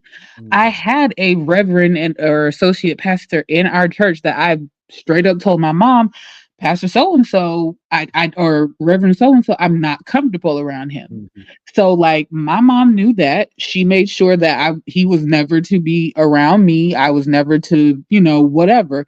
But but just like that, I think that we still just have to figure out, like, no matter how many conferences we have, no matter how many one-offs or the lucky ones, because I consider myself lucky that my parents had these conversations with me, like, someone on the inside, other than just dropping bombs and salacious stories, quite literally needs to draw the line and stop letting this Mm-hmm. stuff pass. Okay. Work for little. Inbox me Instagram or something, because you said this the other night, and you keep saying this pastor in Fresno. Let me know who you're talking about and where they from. Are they from Yeah, I Lancaster? need a name, honey. I need some tea. Yeah, What you we talking need about? names. Don't drop dimes in here. You ain't give us no name. Give me a name. Okay. You talking about somebody in my city? Give me a name. Send me an inbox. If you don't want to put it in this one in the chat, but you can Yeah, be. because I I hope think the because Lord, hold on, Mari. The Lord need to give yeah, you some holy boldness. Drop it in the chat. say it, stand on it. Just like we tell everybody else, you know of a. Yeah, yeah, Okay, well, who is it? yeah. No, who you But by talking the about? same Talking about token, now be he's careful because she pastoring don't in want to be Fresno, sued, huh? huh? She don't want to be sued, huh? Well, maybe. Well, we'll say allegedly.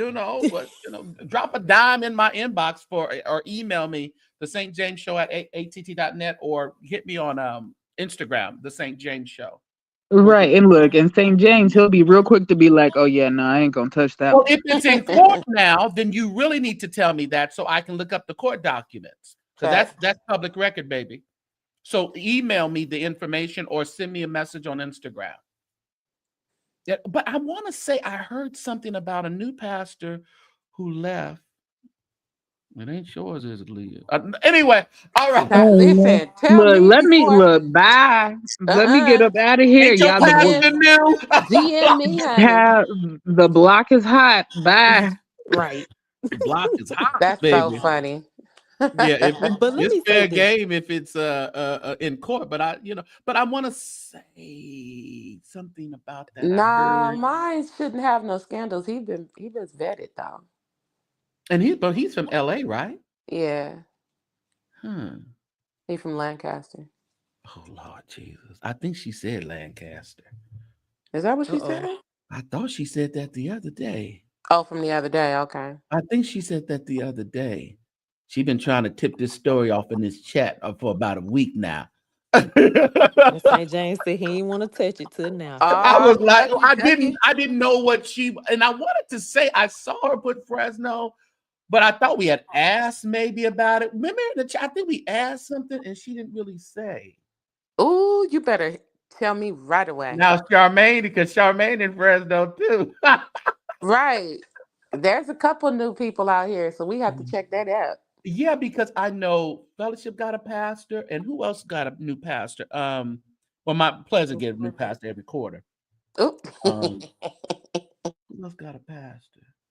Well, we Hmm. the newest, but he been in there for a little bit. You are the newest, and he is from Lancaster. Mm-hmm. Mm-mm. Okay. You look them documents up, man of God. Yeah, that's what I'm saying. Just give me the information. I can just look the documents up, and then we're not like accusatory. We're just reading Mm-mm. what's been presented to the courts. Well, I have personal interest in this, so it's important I for me. know you do, and I want you to keep your interest. Come on, ma'am Yeah, of God. But yeah, yeah, no, I feel y'all on that. I don't. But listen, Gigi, whatever you can make out of it, you done already yeah, came out with it. So we can't tell you how to heal. We can't tell you how to be hurt. Just make sure that whatever your end game is, that it benefits you and that, you can make peace with yourself and with the Lord. Forgive yourself. It's good. You'll be all yeah, right. yeah, Mhm. yeah, yeah. Yeah, And let me it's say, okay. oh, I'm sorry. Go I ahead. wanted to say this to you, Leah. You said something so profound. You said that you mentor other young ladies or other women. And I think that's the part. I think that will help maybe Yeah. to chisel away at this ancient system of this demonic brotherhood. I'm not calling the men demonic. I'm saying as far Mhm. as, allowing their poor behavior to be acceptable.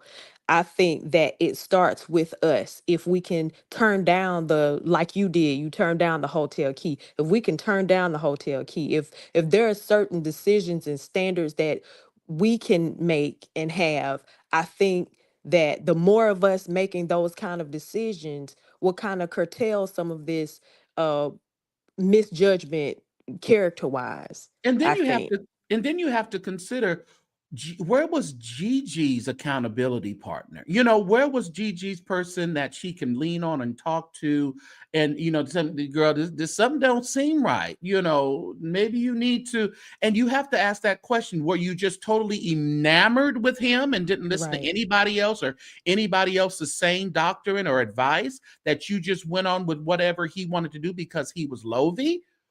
Were you totally closed off to like sound advice, or because you had a goal in mind, or you're just that naive? I think that it's a little bit of both.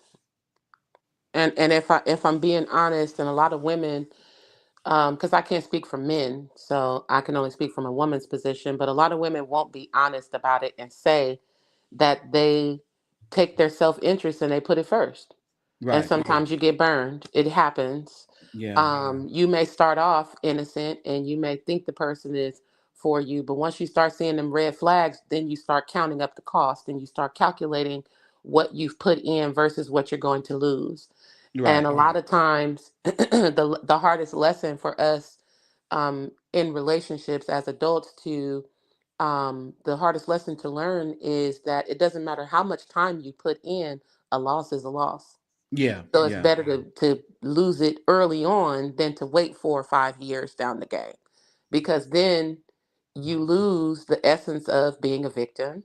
You lose the essence of surprise. You're no longer able to use the manipulation factor because now 3, 4 years in the game, you already know what the game is. Now Yeah. you are literally after whatever your goal is. And so people will judge you and sum total your experience by that. It's not fair, but it's just how we process. Yeah. But I I know agree.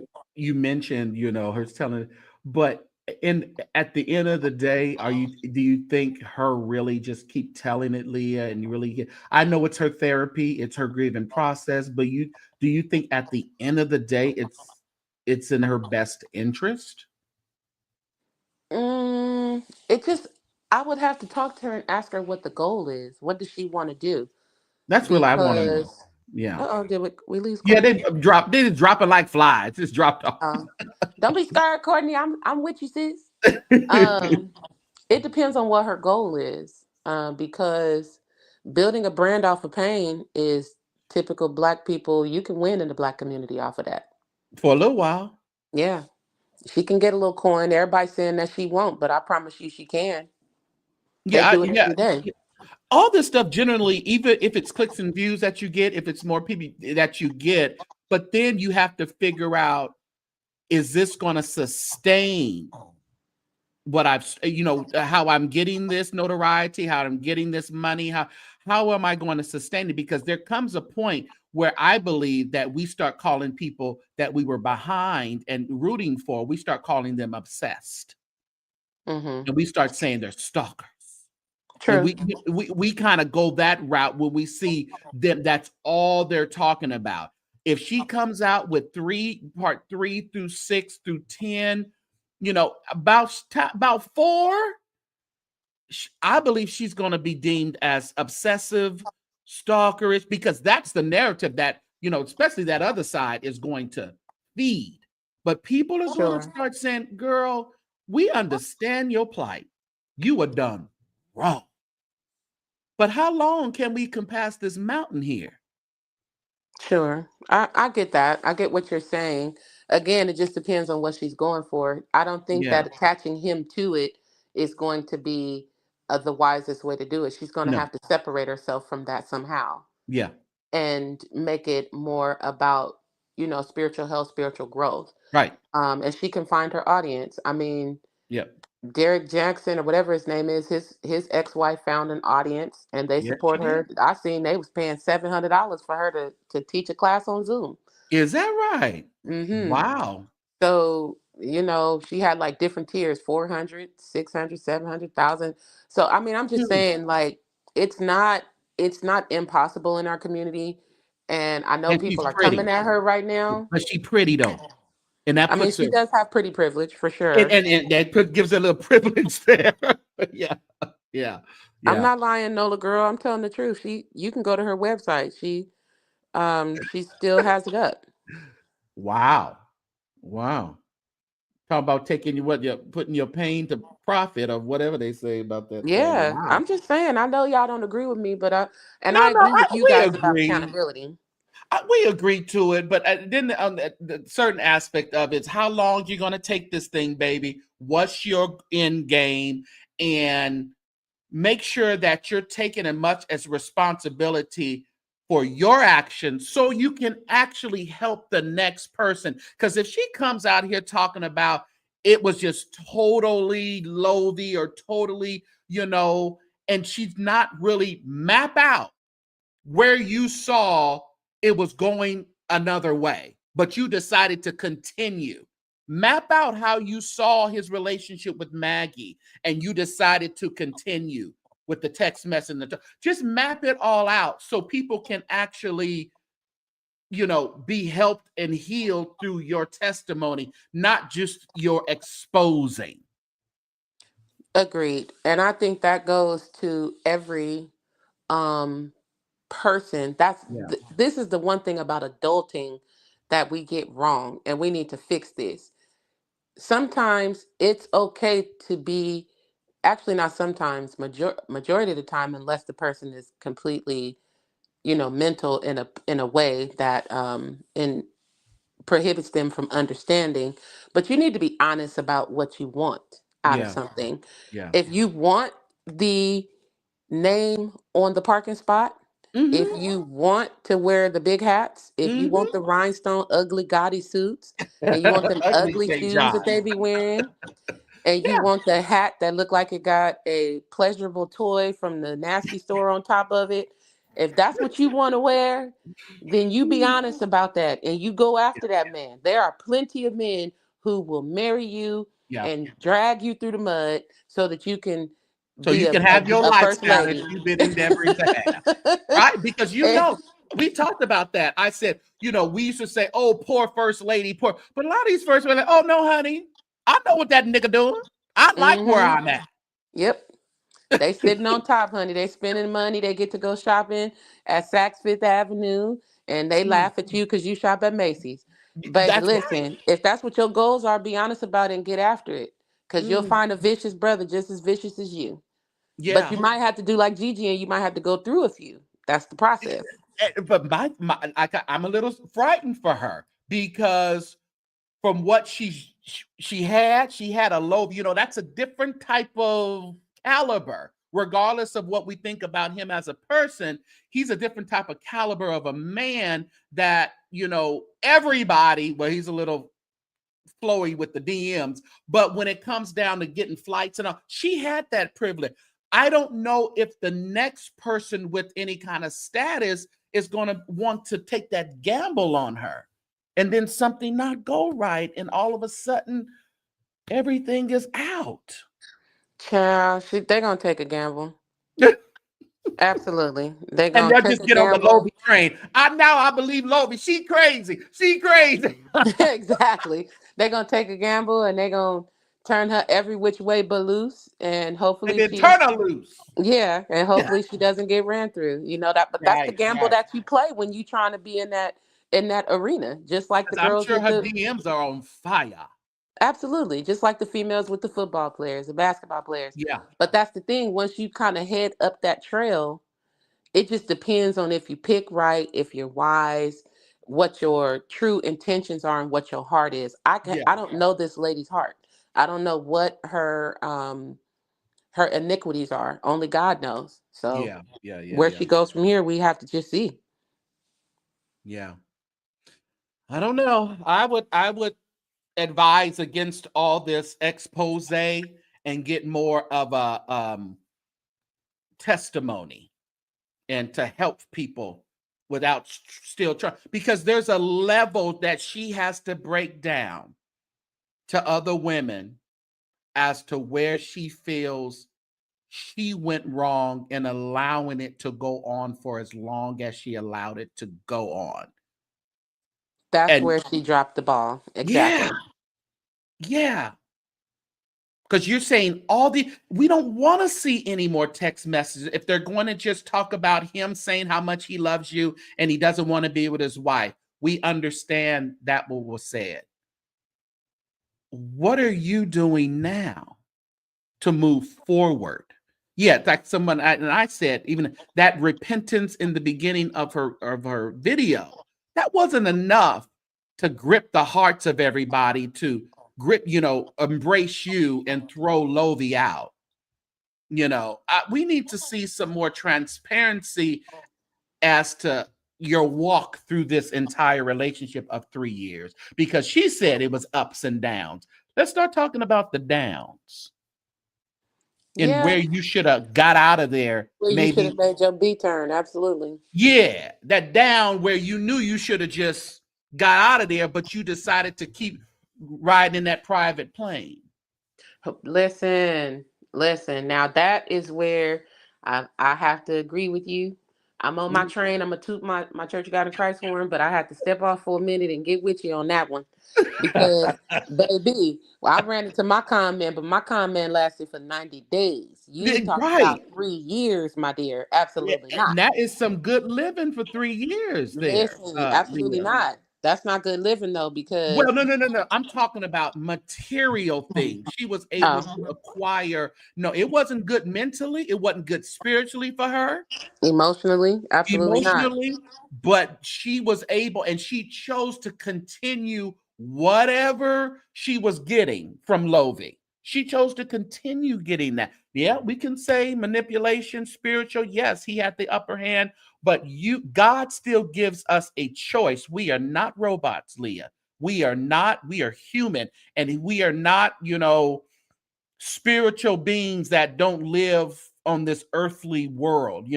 So he gives us the choice to not be Agreed. so deep at some different times and to make the right decisions. And we just, as spiritual beings, we don't make the right real life decisions sometimes. Well, pastors are desirable. Yeah, They sit at the top of the food chain in the local yeah, communities.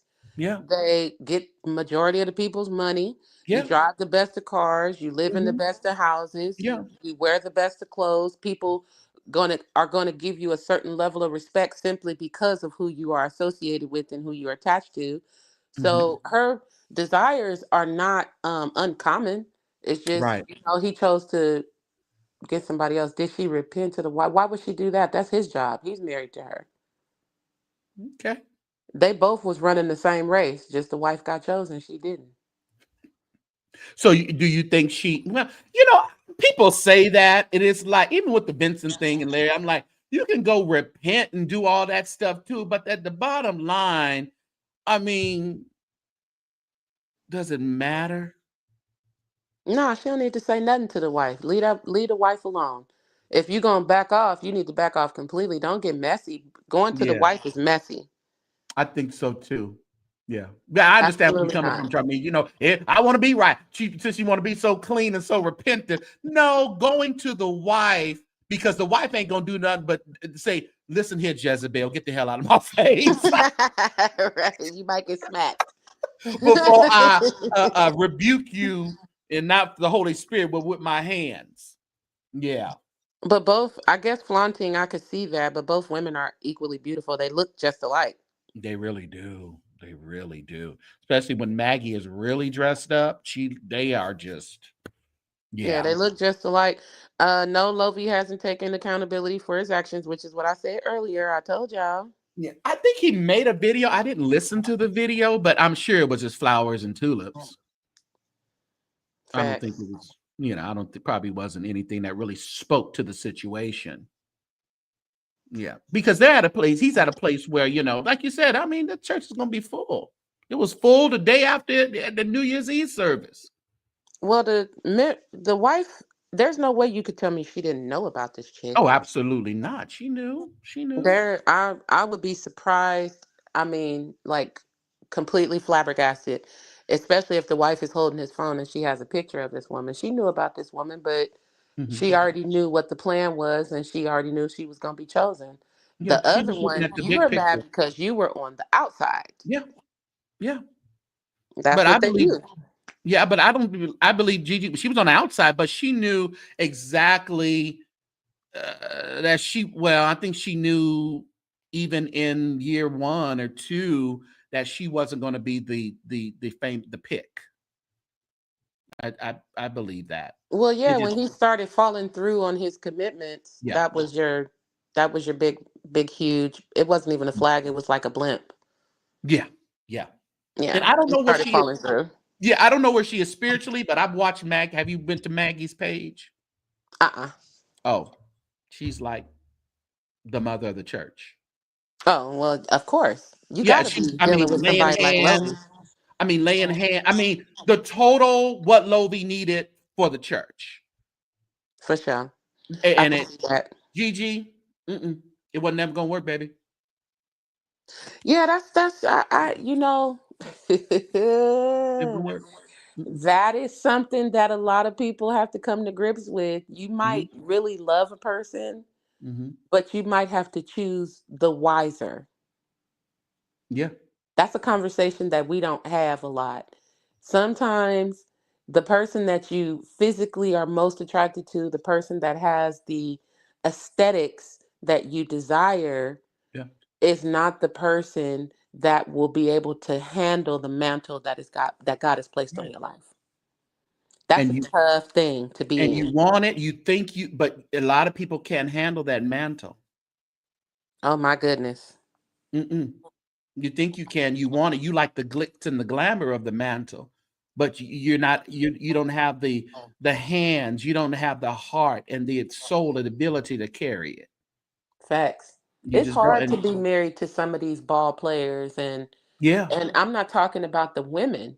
I'm talking Hmm. about their health, their upkeep, their maintenance. Right. Money is a small part. Women is a small part. When these athletes get home, they're Hmm. bruised up, banged up, Yeah. shot up Yeah. with drugs because Hmm. they have to play through injuries, Right. and you have to have the nurturing ability to be able to handle a grown man with a huge ego, a lot of money, but is like a baby because he's also extremely hurt and his career could end in the blink of an eye. Yeah. Yeah. A lot Everybody of, can handle that. and the men, so got the mama complex. We gotta have the mama that, you know, that ain't there no more, but we need the mama. I mean, at times you got to show up. You gotta show up. You really do. That is such a good point. That is such a good point. They said she's a mother, but she gives you the mother Boyd vibes. Listen, not a mother. Is she a mother stacks? She be over there laying them out. Act mother Boyd. Just a You little better lay it nicer, out. but Yes. just a little nicer. But she gives you. I can. When I went to her page and started just seeing video after video, I was like, "Oh, I get it now. I totally get it, honey. You would have never been able to fill these shoes. First of all, you talk too much. You Hmm. talk too much." Well, she wasn't the one that the Lord chose anyway. So, Right, right. So you she might as well go wasn't ahead the and one talk, that, baby. yeah, she wasn't the one that the Lord chose anyway. So talk away, daughter, until you get tired. Yeah, until And and then yeah, Lovey, now for him, if he was to ever watch this video, I would tell him to shut the heck up yeah, and don't yeah. even respond. Don't say nothing. The Mm-mm. wife, don't say nothing. Y'all just be quiet. Just Yeah. don't even entertain it. Let her get it off. You gonna have to let her get that off. You really are until she comes to herself. Yeah. Yeah. She can keep running into these chats. When I seen her in Larry's chat yesterday, I said, "This is not a good move for you, honey. It's Well, making you." she defended herself because Larry big time, and but she not using the platform properly though. Exactly. I mean, that's not the. I wouldn't have been in his chat. Well, my thing is, I don't think somebody was telling him to drop the link, drop the link. I was a little concerned with that. I'm like, you can't say drop the link, you get it on your program, and you're supposed to be really ace boom coons with Lovey. That just wouldn't look right. I mean, he could drop the link. She could get up there and say what she want, but that's gonna be dangerous territory for her because Larry ain't no joke. He lethal with them Yeah, comebacks.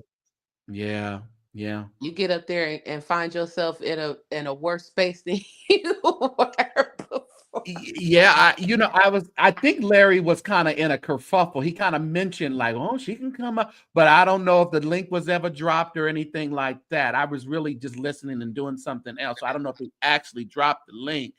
But in my mind, I was like, "Girl, you better not hit that thing. You better not hit it. Yeah, that It's wouldn't not be what the Lord has wise. planned." I wouldn't go up on Larry's show without having pre-planned Yeah. everything. You got to be ready and you got to go through some media training. You obviously don't have it because of the And way you have your talk to her. drop button ready. Yeah, you You're know what I'm not here. saying? Don't do that. That's playing with fire. Now we can say what we want about Larry, but he got a platform. It's huge, and he And know like how to I use said, it. and people know how to use his platform too. Mm-hmm. So You get up there and get checked, daughter of Zion. yeah, because and again, and when we start listening to all this, and we understand all the manipulation and stuff, but it's that level of accountability that I haven't seen in her. Yeah, well, I mean, hopefully she'll gain it. If she want to Yeah, sell any books or she want to get on yeah, top or she want to do anything, she's going to have to. If you don't yeah. have any transparency, people not going to want to listen to you anyway. So she'll be gone Right. before, because I'm not going to go search her out. But Yeah, if she yeah. pop up in my algorithm, then we'll see what happens from here. Hmm. Yeah, and It's a I lot of pop pretty over there. women. Huh? Oh no, go ahead. I'm sorry. No, I'd say I popped over there just to see, what she and she has a lot of it's coming. Now part 3. And I'm like, girl, it's just I don't think you need some media training. Yeah. This isn't right. Learn the ways of the 304s, honey. It's a whole side chick testimony booth. You got Yeah. to learn the ways. If you're gonna come out as a side chick, baby, it's a way to do it. Yeah. Yeah. Mm. He married now. He covered.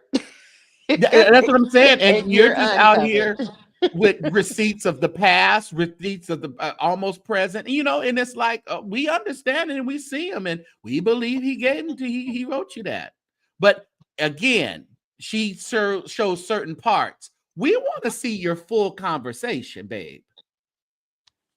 Oh, She hasn't okay. been showing full conversations. Uh-huh. She's been showing he said this, I said this, and then, but it's very condensed. It's not a full, so you want us to just clickbait us off of a few words, and I just want to see more of it to see what exactly you said before he said this, so Yeah, that's like well, never mind. I'm not even gonna say that because I don't want y'all to know how I know. But yes, Nicola, I agree. They did slam daughter of Zion is being slammed, but that's part of the reason yeah. why I go back to I'm a pivot real quick, just quickly to the Hmm. Jake situation. I Hmm. think it's really unfortunate that it's the way it is because it's very messy. Yeah. And real victims deserve real justice. Yeah.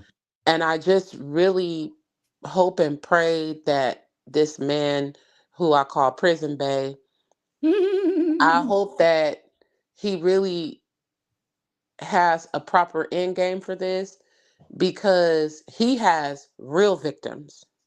Yeah. He has Yeah. victims that have been accounted for, and he Yeah. has admitted to things that he's done to the victims. And you can actually look it up. It's a matter of Yeah. public record.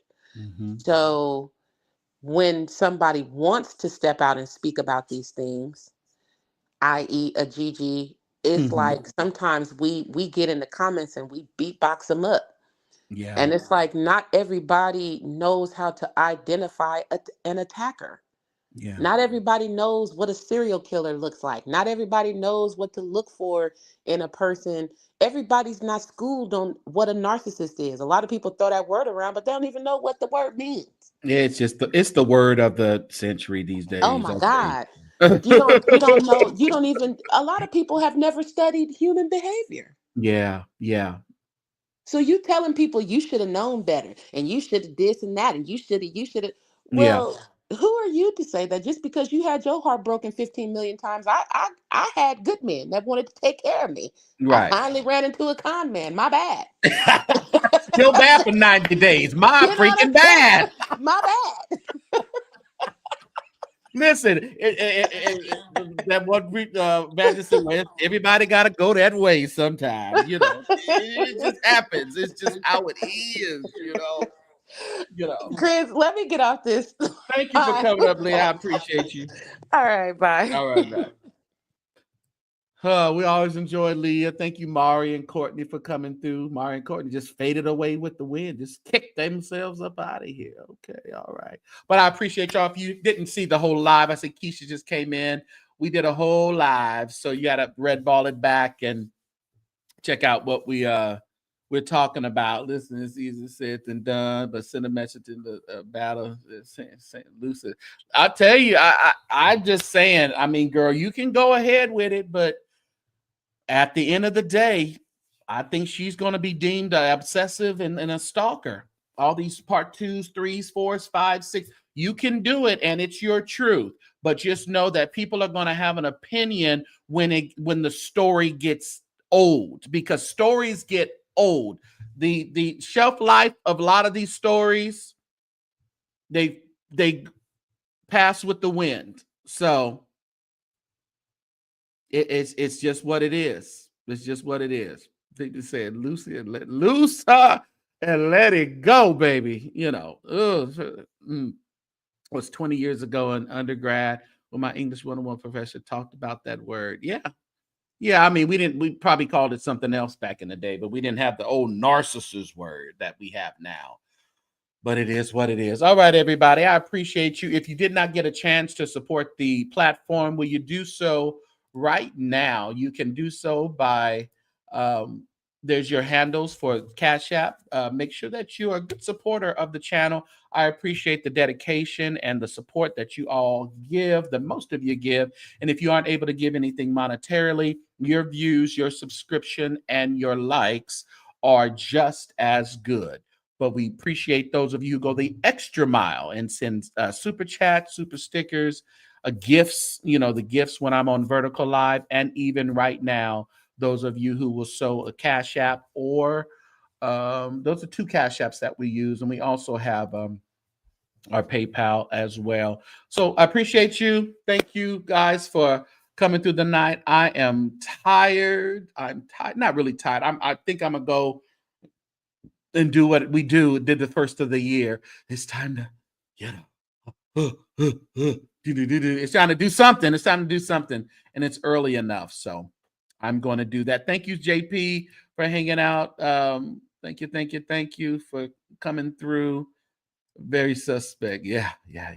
All right, y'all. And if you, again, the lady, in regards to the church and pastor in Fresno, make sure you hit me up in Instagram or through email. Okay.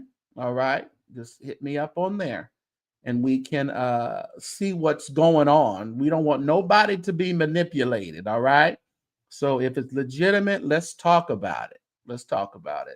So I appreciate you guys. All right.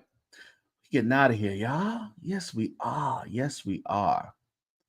Y'all have a good one. Somebody told me when you get in trouble. Somebody told me when you get in trouble, he'll bring you out.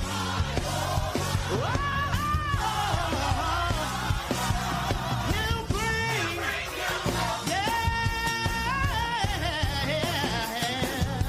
yeah.